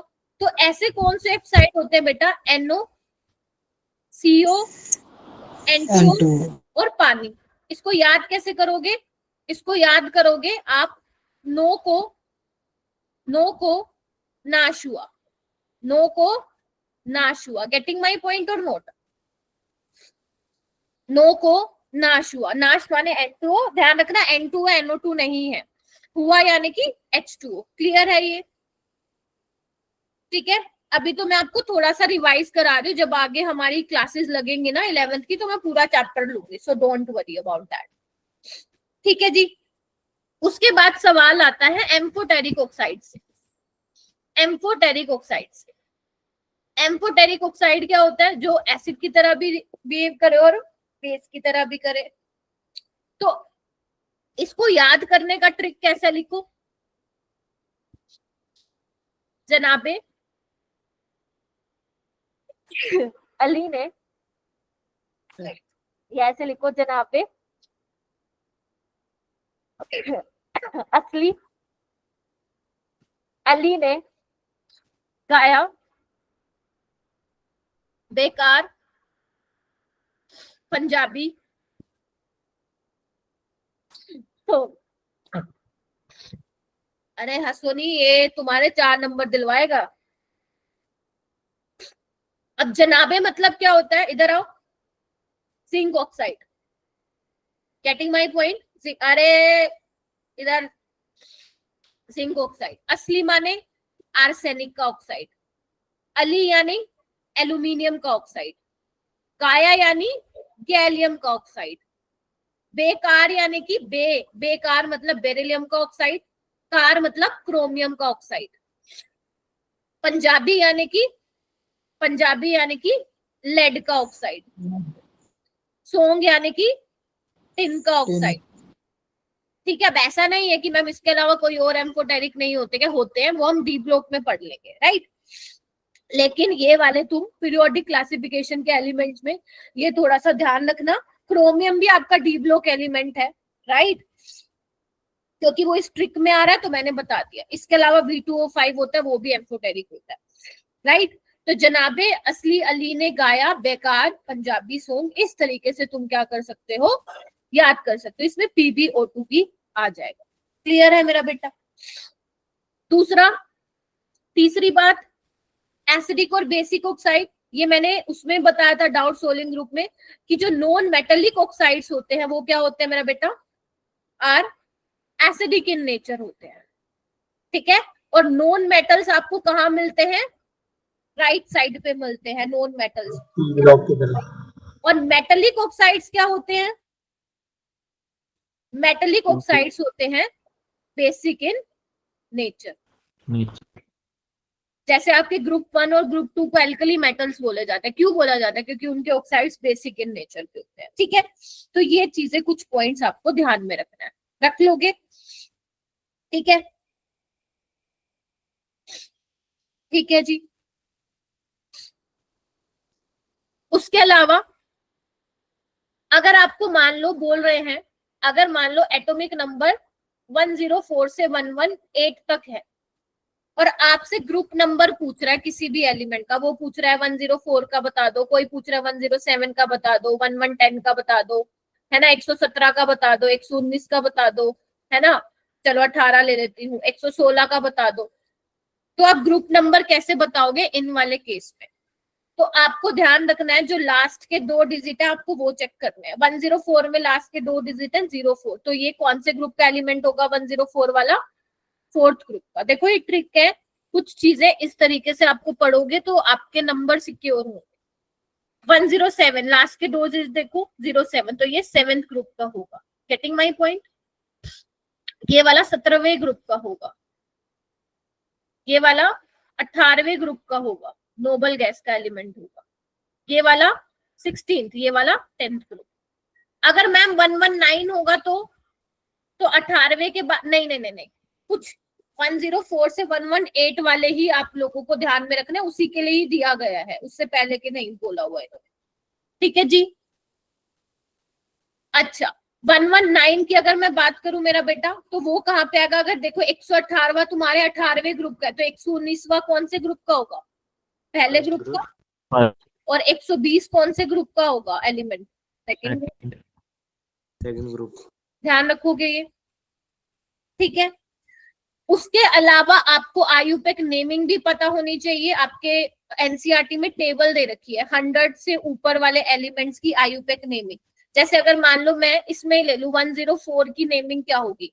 1 का मतलब होता है अन, है ना, 0 का मतलब होगा यहाँ पे नील, 4 का मतलब होगा वाड, और आपको पीछे क्या लगा देना है? अन, नील, वाड, ईएम। ये हो गया 104। मान लो वो पूछता है 119, तो अन 9 को क्या लिखते हैं?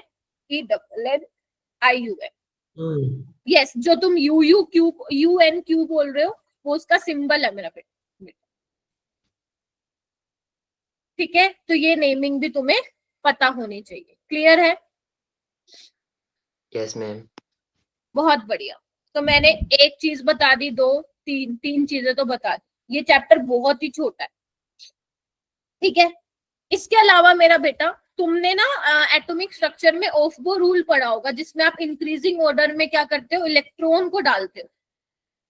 Are you getting my? बहुत बच्चों को वो सीरीज याद ही नहीं रहती है, तो मैं आपको वो याद करवा देती हूँ। इधर आ जाओ, मैं आप बता रही हूँ तरीका कैसे लिखना है। जैसे मैं बता रही हूँ वैसे पहले आप 1s लिख लो, 1s के बाद 2s 2p लिख लो, 3s 3p लिख लो, 4s 4p लिख लो। तरीका बता रही हूँ मेरा बेटा। 5s 5p लिख लो, 6s 6p लिख लो, 7s 7p लिख लो। बस 7 पीरियड हो गए। देखो यहाँ पे first period, second period, third, fourth, fifth, sixth और 7। अब आपको क्या करना है? पिक्चर में आएगा 3D, तो ध्यान रखना। तो 3D होता है, बस ये ध्यान रखो, 4s के बाद होता है। नीचे भरते जाओ, 4D 5D 6D। S की बात होगी, P की बात होगी, D की बात हो गई। अब कौन आएगा? F वाला आएगा। तो F वाला कहाँ से स्टार्ट होगा भरना? 6s के बाद। देख रहे हो? तो बस यही तुम्हारा ऑर्डर भी रहता है, अगर तुमने कभी नोटिस किया हो। सबसे कम एनर्जी 1s, फिर 2s 2p, 3s 3p। देख रहे हो? 4s, 4s के बाद 3d, 3d के बाद 4p, 4p के बाद बोलो 5s, फिर 4d, फिर 5p, 6s के बाद 4f, के बाद 5d, के बाद 6p। पता चल रहा है क्या कर रही हूँ या घूम गया सिर्फ? 7s 5f 6d 7p, क्या यही लिखते हैं हम? ये Yes, बहुत ma'am. बेस्ट तरीका है इसको Yes, याद ma'am. करने का। यस, ये जो ऑफ-बो प्रिंसिपल में तुम्हें एनर्जी लेवल्स दे रखे हैं उसको इस तरीके से करने का। बेटा सबसे इजी यही तरीका लगता है मेरे को, तो मैंने बता दिया। तुम्हें कोई और मिलता है तो तुम वो कर सकते हो। क्या करना है तुम्हें? 1s 2s 2p, 3s 3p, 4s 4p, 5s 5p, 6s 6p, 7s 7p। 3d वाली शुरू होगी 4th पीरियड से, नीचे बढ़ते जाओ, 4f वाला स्टार्ट होगा यहाँ से। क्या मुश्किल है इसमें? मुझे तो नहीं लग रहा कि इससे बेटर कुछ हो सकता है। बाकी तुम्हें मिलता है आप कर लीजिएगा, मेरे को ये है कि तुम क्वेश्चन अटेम्प्ट कर सको, दैट्स। ठीक है आदर्श जी? ठीक है, चलिए। उसके अलावा मेरा बेटा, उसके अलावा तुम्हें और क्या पता होना चाहिए? ये आपको मालूम होना चाहिए, एस में आपको पता है 2 इलेक्ट्रॉन मैक्सिमम, पी में 6, टी में 10, एफ में 14 होते हैं। ये तुम लोगों को ऑलरेडी मालूम है, ठीक है जी? All right. उसके अलावा आपके रिप्रेजेंटेटिव एलिमेंट्स कौन से होते हैं? एस और पी ब्लॉक वाले होंगे, डी ब्लॉक एलिमेंट्स अलग होंगे, ठीक है। जो डी ब्लॉक एलिमेंट्स होंगे वो ग्रुप 3 to 12 होंगे, ठीक है जी? हाँ, 18 ग्रुप के एलिमेंट वो भी काफी ज्यादा इंपॉर्टेंट है, काम में आते हैं। कौन से? Helium, neon, argon, krypton, xenon और रेडोन, यही होता है। इसका एटॉमिक नंबर 2, इसका 10, 18, 32, 54, 86, यही होता है। Yes ma'am. 32 से 36। मैम 36। हाँ 36, ठीक है।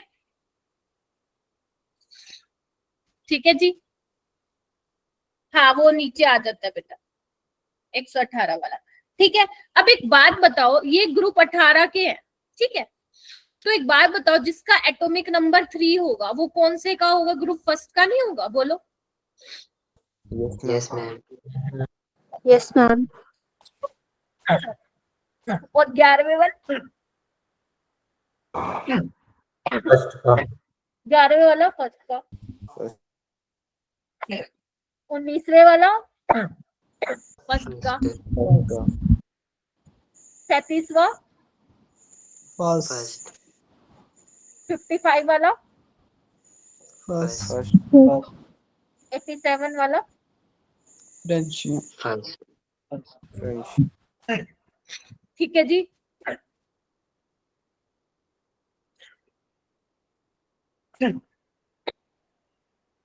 एक बार ये लिखो, मैं पानी पी लूं।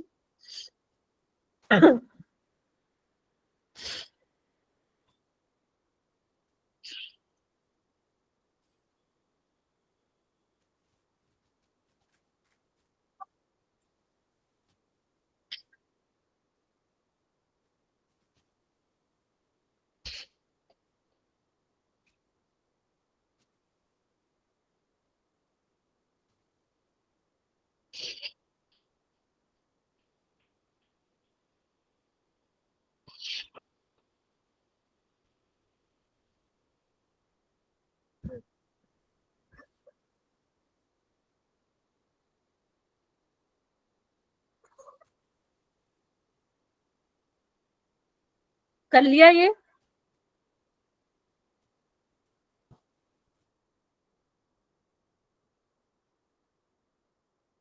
यस बहुत बढ़िया।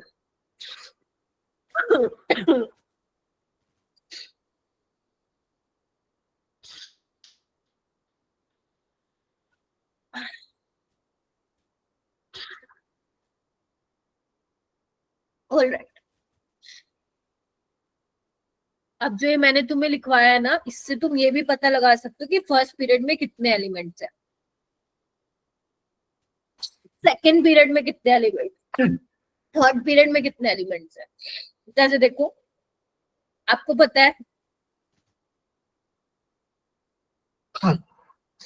कि 1s में मैक्सिमम 2 इलेक्ट्रॉन आ सकते हैं, राइट? तो इसमें जो एलिमेंट्स होंगे वो 2 ही होते हैं, हाइड्रोजन और हीलियम। नोटिस किया कभी पीरियोडिक टेबल में? बताओ।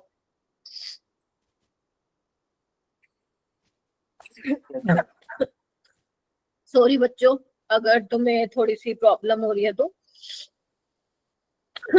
अगर मैं सेकंड पीरियड की बात करूं तो एस में मैक्सिमम 2 आ सकते हैं, पी में मैक्सिमम 6, तो 8 एलिमेंट होते हैं टोटल।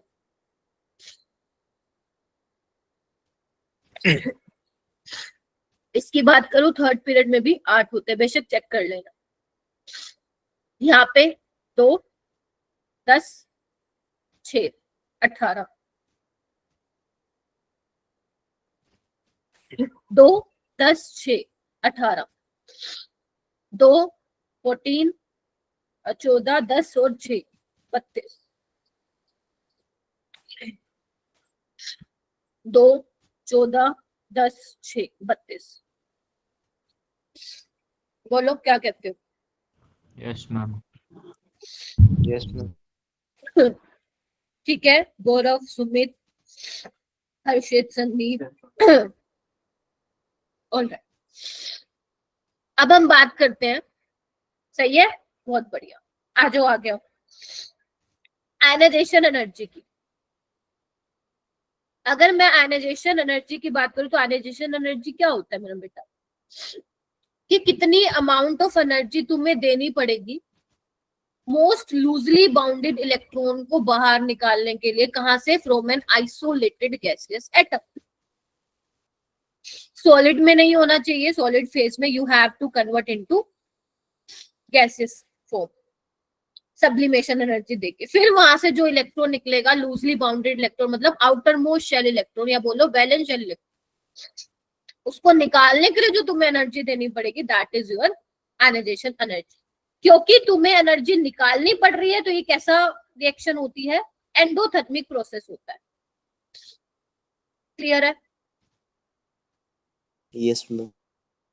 और अगर मैं इन जनरल बात करूं, इन जनरल में बात करती हूँ तो बोलती हूँ left to right ionisation energy बढ़ती है, क्योंकि न्यूक्लियर चार्ज बढ़ता है, इफेक्टिव न्यूक्लियर चार्ज साइज छोटा होता है, आयनाइजेशन एनर्जी बढ़ती है। अगर मैं टॉप टू बॉटम बोलूं तो आयनाइजेशन एनर्जी डिक्रीज होता है, क्योंकि साइज बड़ा है तो ज्यादा जद्दोजहद नहीं करनी पड़ती इलेक्ट्रॉन को निकालने के लिए। लेकिन एक्सेप्शन भी है। अगर मान लो मैं सेकेंड पीरियड की बात करूं तो सेकेंड पीरियड में मेरा कौन आता है? लिथियम, लिथियम आएगा, बोलो, beryllium, boron, carbon, nitrogen, oxygen, fluorine, neon. Yes और नो? Yes ma'am. तो अगर लेफ्ट टू राइट मेरी फर्स्ट आयनाइजेशन एनर्जी की बात कर रही हूँ, अगर लेफ्ट टू राइट मेरी आयनाइजेशन एनर्जी बढ़नी चाहिए तो ये ऑर्डर होना चाहिए, एक्सपेक्टेड ऑर्डर। Yes ma'am. लेकिन जो मेरा एक्चुअल ऑर्डर होता है वो क्या होता है? लेकिन वो तो कुछ और होता है। मैम नियोन की तो सबसे ज्यादा होगी, नोबल गैस है। फ्लोरीन की भी ज्यादा होगी, लेकिन नाइट्रोजन और ऑक्सीजन में से नाइट्रोजन की ज्यादा होगी ऑक्सीजन से, क्योंकि यहाँ पे 2s2 2p3 होता है, यहाँ पे 2s2 2p4 होता है। ये आपका हाफ फील्ड है, ये आपका हाफ फील्ड नहीं है, p4 है। तो यहाँ पे आपको ज्यादा एनर्जी देनी पड़ेगी p से इलेक्ट्रॉन निकालने के लिए। ठीक है, कार्बन का बहुत सही चल रहा है। अब बेरिलियम और बोरोन में भी एक्सेप्शन है। यहाँ पे 2s2 2p1 होता है और यहाँ पे क्या होता है? 2s2 होता है। आपको यहाँ से p से निकालना है, यहाँ पे s से। Penetration effect, penetration power s nucleus के पास है। ठीक है, आपको बहुत मेहनत करनी पड़ेगी यहाँ से इलेक्ट्रॉन निकालने के लिए। तो बेरिलियम की क्या हो जाती है? ज्यादा हो जाती है बोरोन से। Getting my point? ऐसे ही एल्यूमिनियम की मैग्नीशियम से कम होती है, ऐसे ही फास्फोरस की ज्यादा होती है सल्फर से। ठीक है जी? तो जरूरी नहीं है कि तुम ऊपर सेकंड पीरियड के कर लिया, ये भी आपको ध्यान में रखना है थर्ड पीरियड वाला। ठीक है जी? एक तो ये चीज हो गई, हाँ या ना? उसके अलावा मेरा बेटा आप लोगों से क्या पूछा जाता है, एक चीज और पता होनी चाहिए कि successive ionisation energy, successive ionisation energy का क्या ऑर्डर होता है। अगर मान लो मेरे पास कोई एलिमेंट है ए, उसमें से आप एक इलेक्ट्रॉन निकाल रहे हो, अब इसमें से एक और इलेक्ट्रॉन निकाल रहे हो, अब इसमें से एक और इलेक्ट्रॉन निकाल रहे हो, मैंने गेन कर। ठीक है, तो क्या कर रहे हो आप? एक के बाद एक इलेक्ट्रॉन निकाल रहे हो। मान लो इसको निकालने के लिए कुछ आयनाइजेशन एनर्जी देनी पड़ेगी, इसको निकालने के लिए देनी पड़ेगी कुछ, लेट से 2, इसको निकालने के लिए देनी पड़ेगी लेट से 3। तो एक के बाद इलेक्ट्रॉन निकाले जा रहे हो, तो हो क्या रहा है? जैसे ही आप एक के बाद एक इलेक्ट्रॉन निकाल रहे हो, चार्ज बढ़ता जा रहा है, पॉजिटिव चार्ज बढ़ता जा रहा है, न्यूक्लियर चार्ज बढ़ता जा रहा है, तो फोर्स ऑफ अट्रैक्शन बढ़ेगा न्यूक्लियस और वैलेंस शेल इलेक्ट्रॉन के बीच में, तो इलेक्ट्रॉन आसानी से नहीं निकल जाएगा। तो हमेशा सक्सेसिव आयनाइजेशन एनर्जी का ऑर्डर क्या होगा? ये वाला होगा। हाँ या ना? Yes ma'am. Yes sir. पक्का समझ में आ रहा है? ये मैं बड़ा ही मतलब ब्रीफ में बता रही हूँ, ये सोच के कि तुमने कुछ तो पढ़ा होगा 11th में, या पहले कभी अभी पढ़ा होगा टेस्ट के लिए। ठीक है, अच्छा एक और क्या चीज पूछी जाती है, मान लो मेरा बेटा तुम्हें ना कोई एलिमेंट दे दे x, उसकी 5 वैल्यूज दे दे, लेट से 4 ले लो, 4 आयनाइजेशन एनर्जी की वैल्यू दे दे, लेट से, हो सकता है 3 भी दे दे। Getting my point? और आपसे पूछ लें कि ये एक्स एलिमेंट बताओ कौन से ग्रुप से बिलोंग करता है और इसमें कितने वैलेंस इलेक्ट्रॉन है। समझ में आया क्या बोल गई?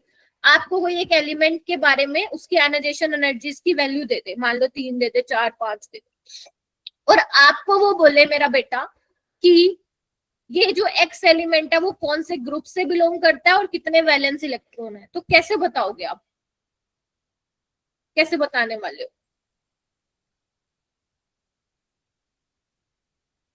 मैं आपको एक डेटा देती हूँ, मुझे 1 मिनट दो, मैं आपको वो डेटा से समझाती हूँ।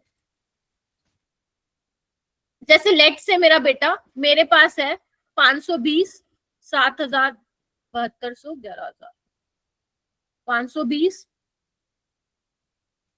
11000 के आसपास लिख रही हूँ, और यहाँ पे लिख रही हूँ लेट से 7200।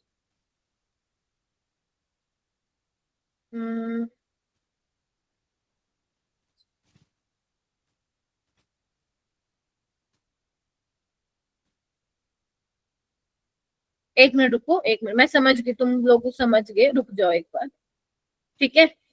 और यहाँ पे 7000 हो गया, और यहाँ पे आप लिख लो 11000, ठीक है, ठीक है जी।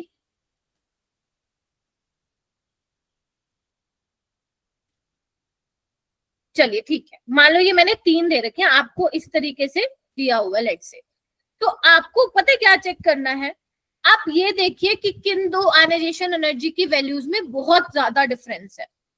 520 से देखो 7000, 7000 से 11000, कहाँ पे सबसे ज्यादा डिफरेंस आ रहा है, पहली और दूसरी आयनाइजेशन।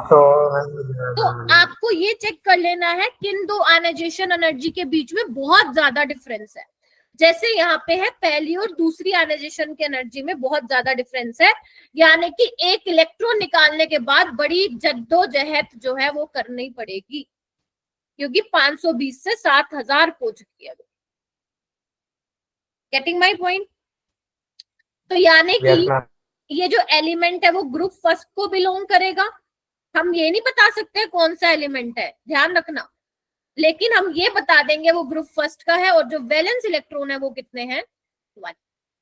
आदर्श बिल्कुल ठीक पकड़ा था उसने। Getting my point? तो बस तुम्हें चेक कर लेना है किनके, मान लो लेट से आयनाइजेशन एनर्जी 3 और 4 के बीच में ज्यादा डिफरेंस है, तुम्हें खुद ही दिख जाएगा डेटा से। तो यानी कि वहां पे 3 वैलेंस इलेक्ट्रॉन है और वो ग्रुप 13 का मेंबर है। Getting my point? अगर मान लो सेकंड और थर्ड आयनाइजेशन एनर्जी के बीच में बहुत ज्यादा डिफरेंस है, तो मतलब वो सेकंड ग्रुप का एलिमेंट है, ठीक है, और वैलेंस इलेक्ट्रॉन उसमें 2 है। आपको मैं हिंट भी दे देती हूँ मेरा बेटा, एल्कली मेटल पहचानने की एक पहचान होती है। एल्कली मेटल्स ऐसे हैं जिनके फर्स्ट और सेकंड आयनाइजेशन एनर्जी के बीच में लार्ज डिफरेंस होता है, लार्ज डिफरेंस होता है। ये हेल्प करते हैं हमें छोटे छोटे छोटे क्वेश्चंस करने के लिए। और जो आपके ग्रुप 2 के एलिमेंट्स होते हैं, that is alkaline earth metals, उनमें क्या होता है, जो फर्स्ट और सेकंड आयनाइजेशन एनर्जी होती है ना, ऑलमोस्ट एक दूसरे के डबल होती है। जैसे मान लो लेट से ये है 700, तो ये आपको मिलेगी 1400 के आसपास, लगभग लगभग, ठीक है। तो ये एक पहचानने का ये तरीका होता है। क्लियर है?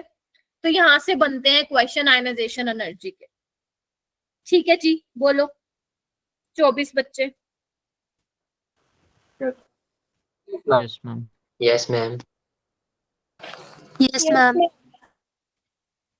मम्मी ये करिए फर्स्ट ग्रुप और फर्स्ट वैलेंस इलेक्ट्रॉन वाला ही दोबारा समझाना। मैं कह रही हूँ आप ये चेक कर लो गौरव, जो आयनाइजेशन एनर्जी का डेटा तुम्हें दिया है पेपर में, किन दो आयनाइजेशन एनर्जी के बीच में डिफरेंस ज्यादा है। एक बात बताओ, 520 से 7000 है, 7000 से 11000 है, कहाँ पे है? ये अच्छा खासा उछाल आ रहा है, अच्छा खासा चेंज आ रहा है। तो मतलब जैसे ही एक इलेक्ट्रॉन निकलेगा उसके बाद तुम्हें जो एनर्जी देनी पड़ी है वो हद ज्यादा देनी पड़ रही है। तो मतलब वो कौन से ग्रुप का एलिमेंट रहा होगा? पहले ग्रुप का एलिमेंट रहा होगा। देख रहे हो? मैम थर्ड ग्रुप का भी तो हो सकता है। थर्ड ग्रुप का क्यों हो सकता है? आयनाइजेशन एनर्जी देखो, अगर मैं तुम्हें एग्जैक्ट डाटा बताऊं, अगर मैं लिथियम की बात करूं, समझ गए, तो 520, 7200, 11000, उसके बाद जो होगी वो इतना ज्यादा चेंज नहीं मिलेगा जितना तुम्हें पहली और सेकंड में मिल रहा है। यानी कि एक इलेक्ट्रॉन निकालने के बाद जब तुम दूसरा निकालने जाओगे तो उसमें ज्यादा एनर्जी देनी पड़ेगी, राइट। तो आप ऐसे किसी का भी चेक कर सकते हो अगर आपको डेटा गिवन है तो एक ये क्वेश्चन यहाँ से बनता है। हो गया?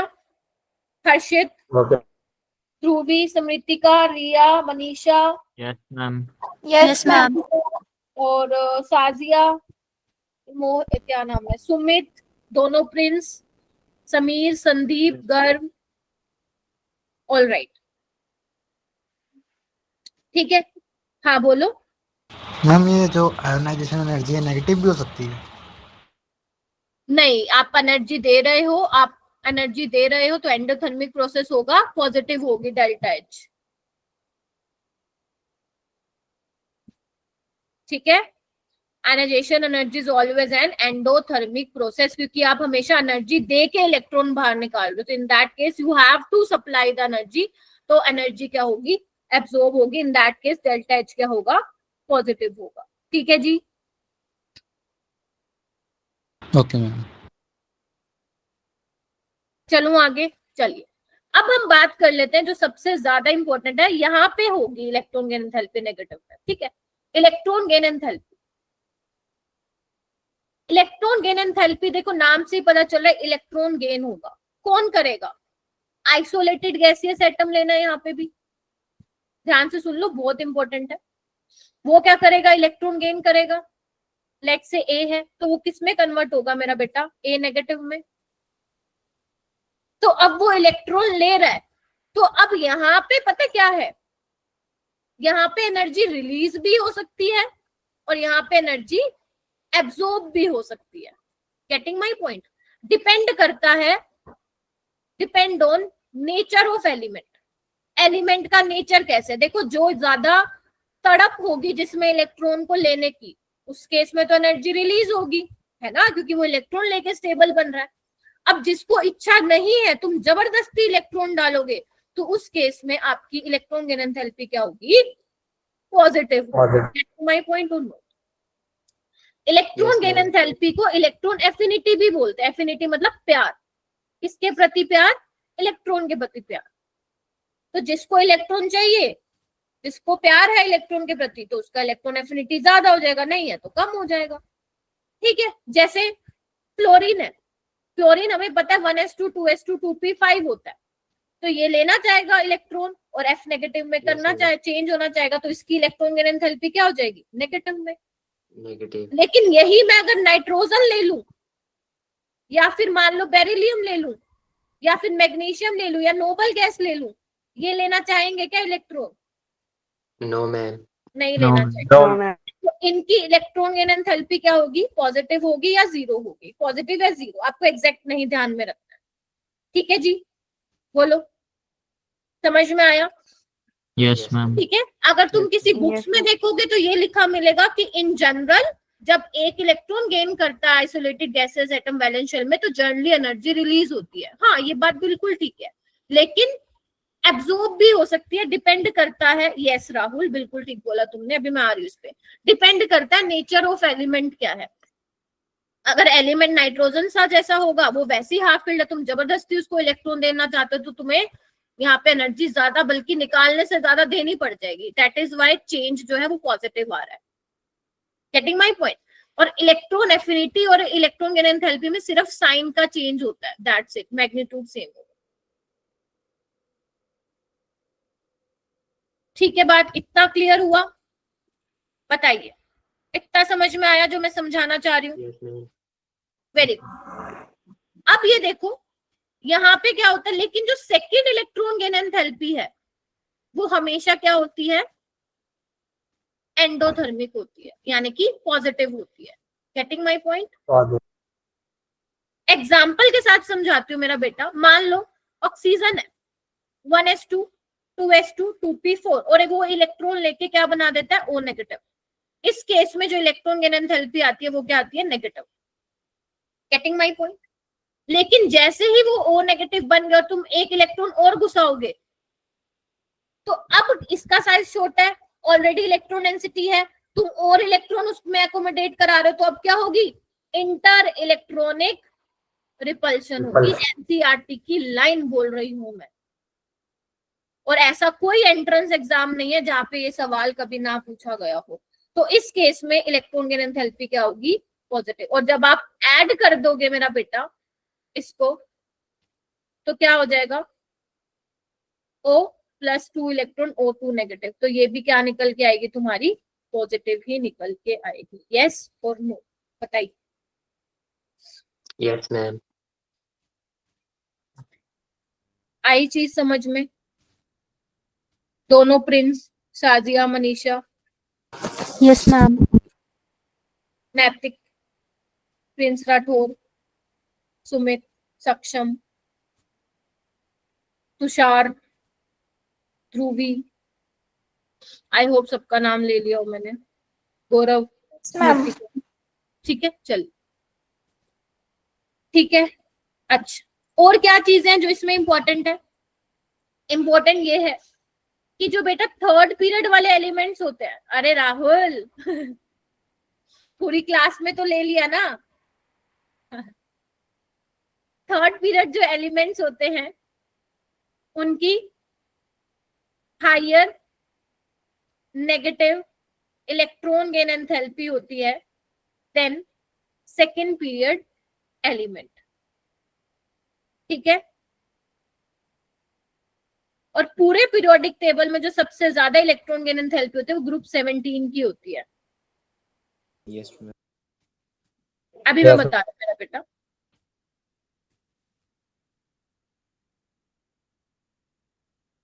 सारी चीजें बता रही हूँ, टेंशन क्यों लेते हो? और अगर मैं पूरे पीरियोडिक टेबल में बात करूं, फ्लोरीन की सबसे ज्यादा नेगेटिव इलेक्ट्रॉन गेन एंथैल्पी होती है इन द पीरियोडिक टेबल। ठीक है, तुम एनसीईआरटी से डेटा भी देख सकते हो, तुम्हें पी ब्लॉक में मिल जाएगा। कितना होती है आसपास 300 से 350 के बीच में होती है ग्रुप 17 के एलिमेंट्स। हाँ, जैसे क्लोरीन है और यहाँ पे फ्लोरीन है। अब हमें देखने में क्या लगता है, और फ्लोरीन ये तो तगड़ा इलेक्ट्रोनेगेटिव एलिमेंट है, तो इसकी तो सबसे ज्यादा होनी चाहिए इलेक्ट्रॉन एंथैल्पी, ये तो लेना चाहेगा इलेक्ट्रॉन। बट ऐसा नहीं होता, क्लोरीन की ज्यादा होती है। क्यों? क्योंकि इसके पास 3p होता है, इसके पास 2p होता है। अब 2p में इलेक्ट्रॉन डेंसिटी है, 3p में इलेक्ट्रॉन डेंसिटी है। अब तुम 3p में इलेक्ट्रॉन डालोगे, वो आसानी से एक्यूमुलेट करेगा, या छोटी जगह में तुम जबरदस्ती भीड़ दोगे तो भीड़ जाएंगे सारे के सारे? कैल्शियम ज्यादा होता है। यस, इस केस में इंटर इलेक्ट्रॉनिक रिपल्शन ज्यादा होगा, तो आसानी से एक्यूमुलेट नहीं हो सकते, जबकि यहाँ आसानी से हो जाएंगे। ठीक है, तो क्लोरीन की इलेक्ट्रॉन गेन एंथैल्पी ज्यादा होती है। अगर मान नेगेटिव इलेक्ट्रॉन गेन एंथैल्पी में बात कर रही हूँ, नेगेटिव इलेक्ट्रॉन गेन एंथैल्पी, देखो जितनी वैल्यू ज्यादा नेगेटिव में है इट मींस वो उतनी ही जल्दी इलेक्ट्रॉन लेना चाहता है और एनर्जी क्या होगी, रिलीज होगी। अगर वो आपको बोलता है मैग्नीट्यूड के बेसिस पे बताओ, तो आपको वहां पे साइन नहीं कंसिडर करना। अगर वो सिंपल मान लो ये लिख के दे रहा है कि भाई साहब इलेक्ट्रॉन गेन एंथैल्पी का ऑर्डर बता दो, तो आपको मैथ्स के अकॉर्डिंग चलना। मैथ्स में आप कैसे करते हो, जो नेगेटिव में वैल्यू होती है वो छोटी होती है, हाँ या ना? Yes ma'am. अगर वो लिख के दे रहा है मोर नेगेटिव, मतलब नेगेटिव इलेक्ट्रॉन गेन एंथैल्पी के साथ बताओ, तो नेगेटिव के साइन के साथ जो वैल्यू ज्यादा होगी तो आप उसको कंसिडर करोगे। ठीक है, वो आपको मेंशन करके देगा। अगर वो सिंपल इलेक्ट्रॉन गेन एंथैल्पी लिख के दे रहा है तो जैसे मैथ्स में करते हो वैसे करोगे, नेगेटिव में जिसका साइन ज्यादा होगा वो वैल्यू छोटी हो जाएगी। अगर वो लिख के दे रहा है कि नेगेटिव साइन को कंसिडर करके आंसर दो, तो नेगेटिव वाली जो वैल्यू ज्यादा होगी वही क्या होगा आपका। सबसे ज्यादा positive electron gain enthalpy neon की होती है मेरा बेटा, 118 प्लस में।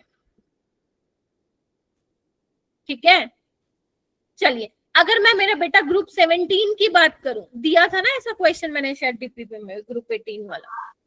देखो फर्स्ट वाला पॉइंट समझा दो, ये ऐसा क्यों होता है, थर्ड वाली ज्यादा सेकंड। मैं कह रही हूँ गौरव, मान ले फ्लोरीन है, फ्लोरीन है, फ्लोरीन, बैठे रहो कहीं नहीं जाना। फ्लोरीन 3p है, फ्लोरीन के पास 2p है।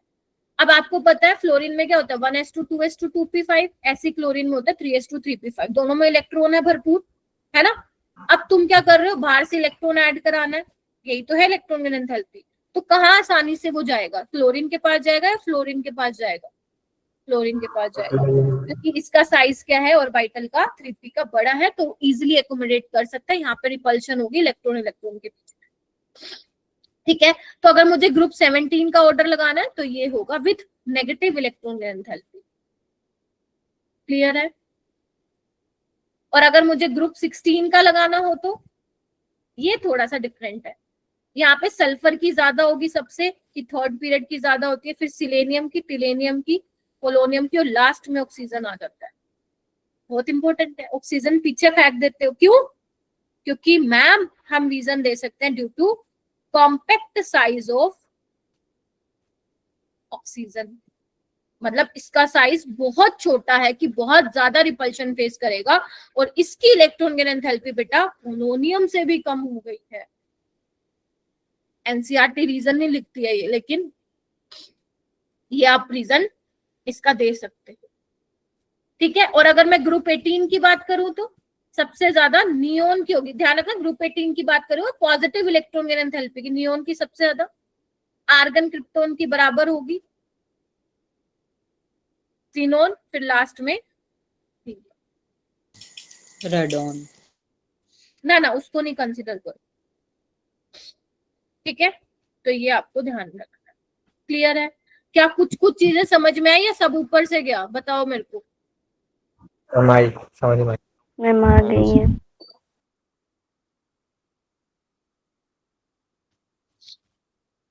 बताओ, एक बच्चा एक ही थम्स अप दीजिए ताकि दिखे मेरे को।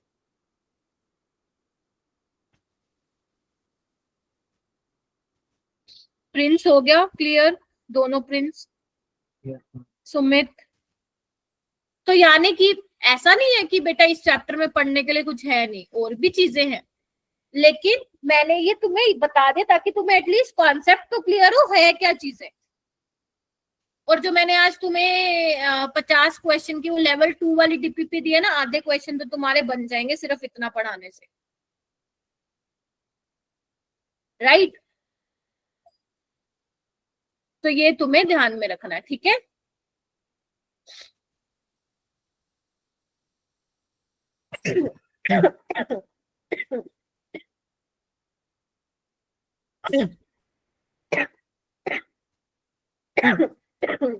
बेटा लेंथेनॉइड कॉन्ट्रैक्शन तो वैसे डी ब्लॉक में पढ़ेंगे, डी और एफ ब्लॉक में।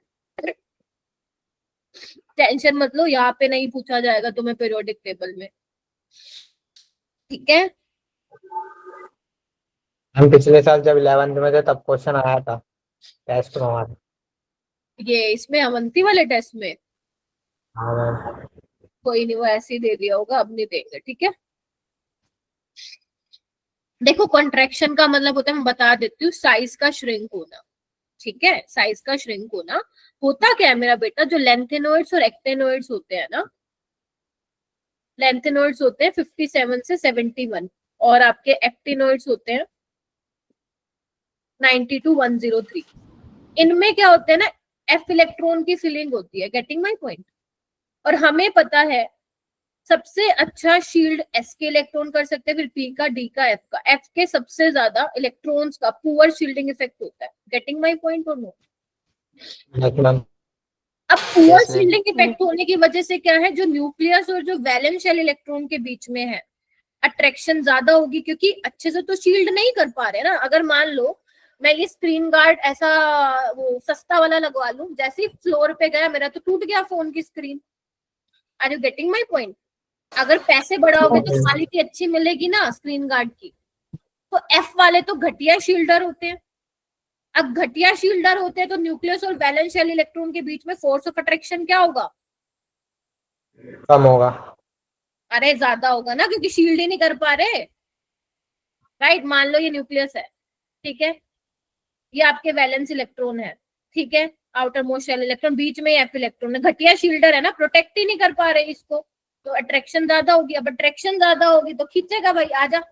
तो साइज क्या हो जाएगा बोलो? श्रिंक नहीं हो जाएगा? Yes ma'am. इसी को ही तो क्या बोलते हैं, लेंथेनॉइड कॉन्ट्रैक्शन बोलते हैं, ठीक है। और एक्टिनॉइड के केस में एक्टिनॉइड कॉन्ट्रैक्शन बोलते हैं। समीर देखो कितने थम्स अप दे रहा है, एक ही बार दे दो, दिख रहा है मेरे को, राइट? तो ये सब चीजें थी कुछ कुछ मोटा मोटी जो कि इंपॉर्टेंट थी। हो भी गया। All the very best for your tomorrow's test. अच्छा जाएगा, ज्यादा मुश्किल नहीं है, लेकिन ईमानदारी से करना, पूरा टाइम स्पेंड करना, ठीक है, अच्छे से 3 घंटे का है ना, 2.5 घंटे, 2.75 घंटे, मतलब अगर नहीं भी आ रहा है तो बैठो, देखो कि कुछ मान लो समझ में आ जाए। राइट, चीटिंग तो बिल्कुल नहीं करनी है। ये सोचने वाली इमोजी मत भेजो एक तो मेरे को। राइट, आराम से बैठ के देखना है, अच्छे से करना है, ऑनेस्टी से करना है और अपना बेस्ट देना है। ठीक है, अभी तो टेस्ट की शुरुआत हुई है मेरे बच्चों, अभी तुम्हारे फिर 12th के भी चैप्टर के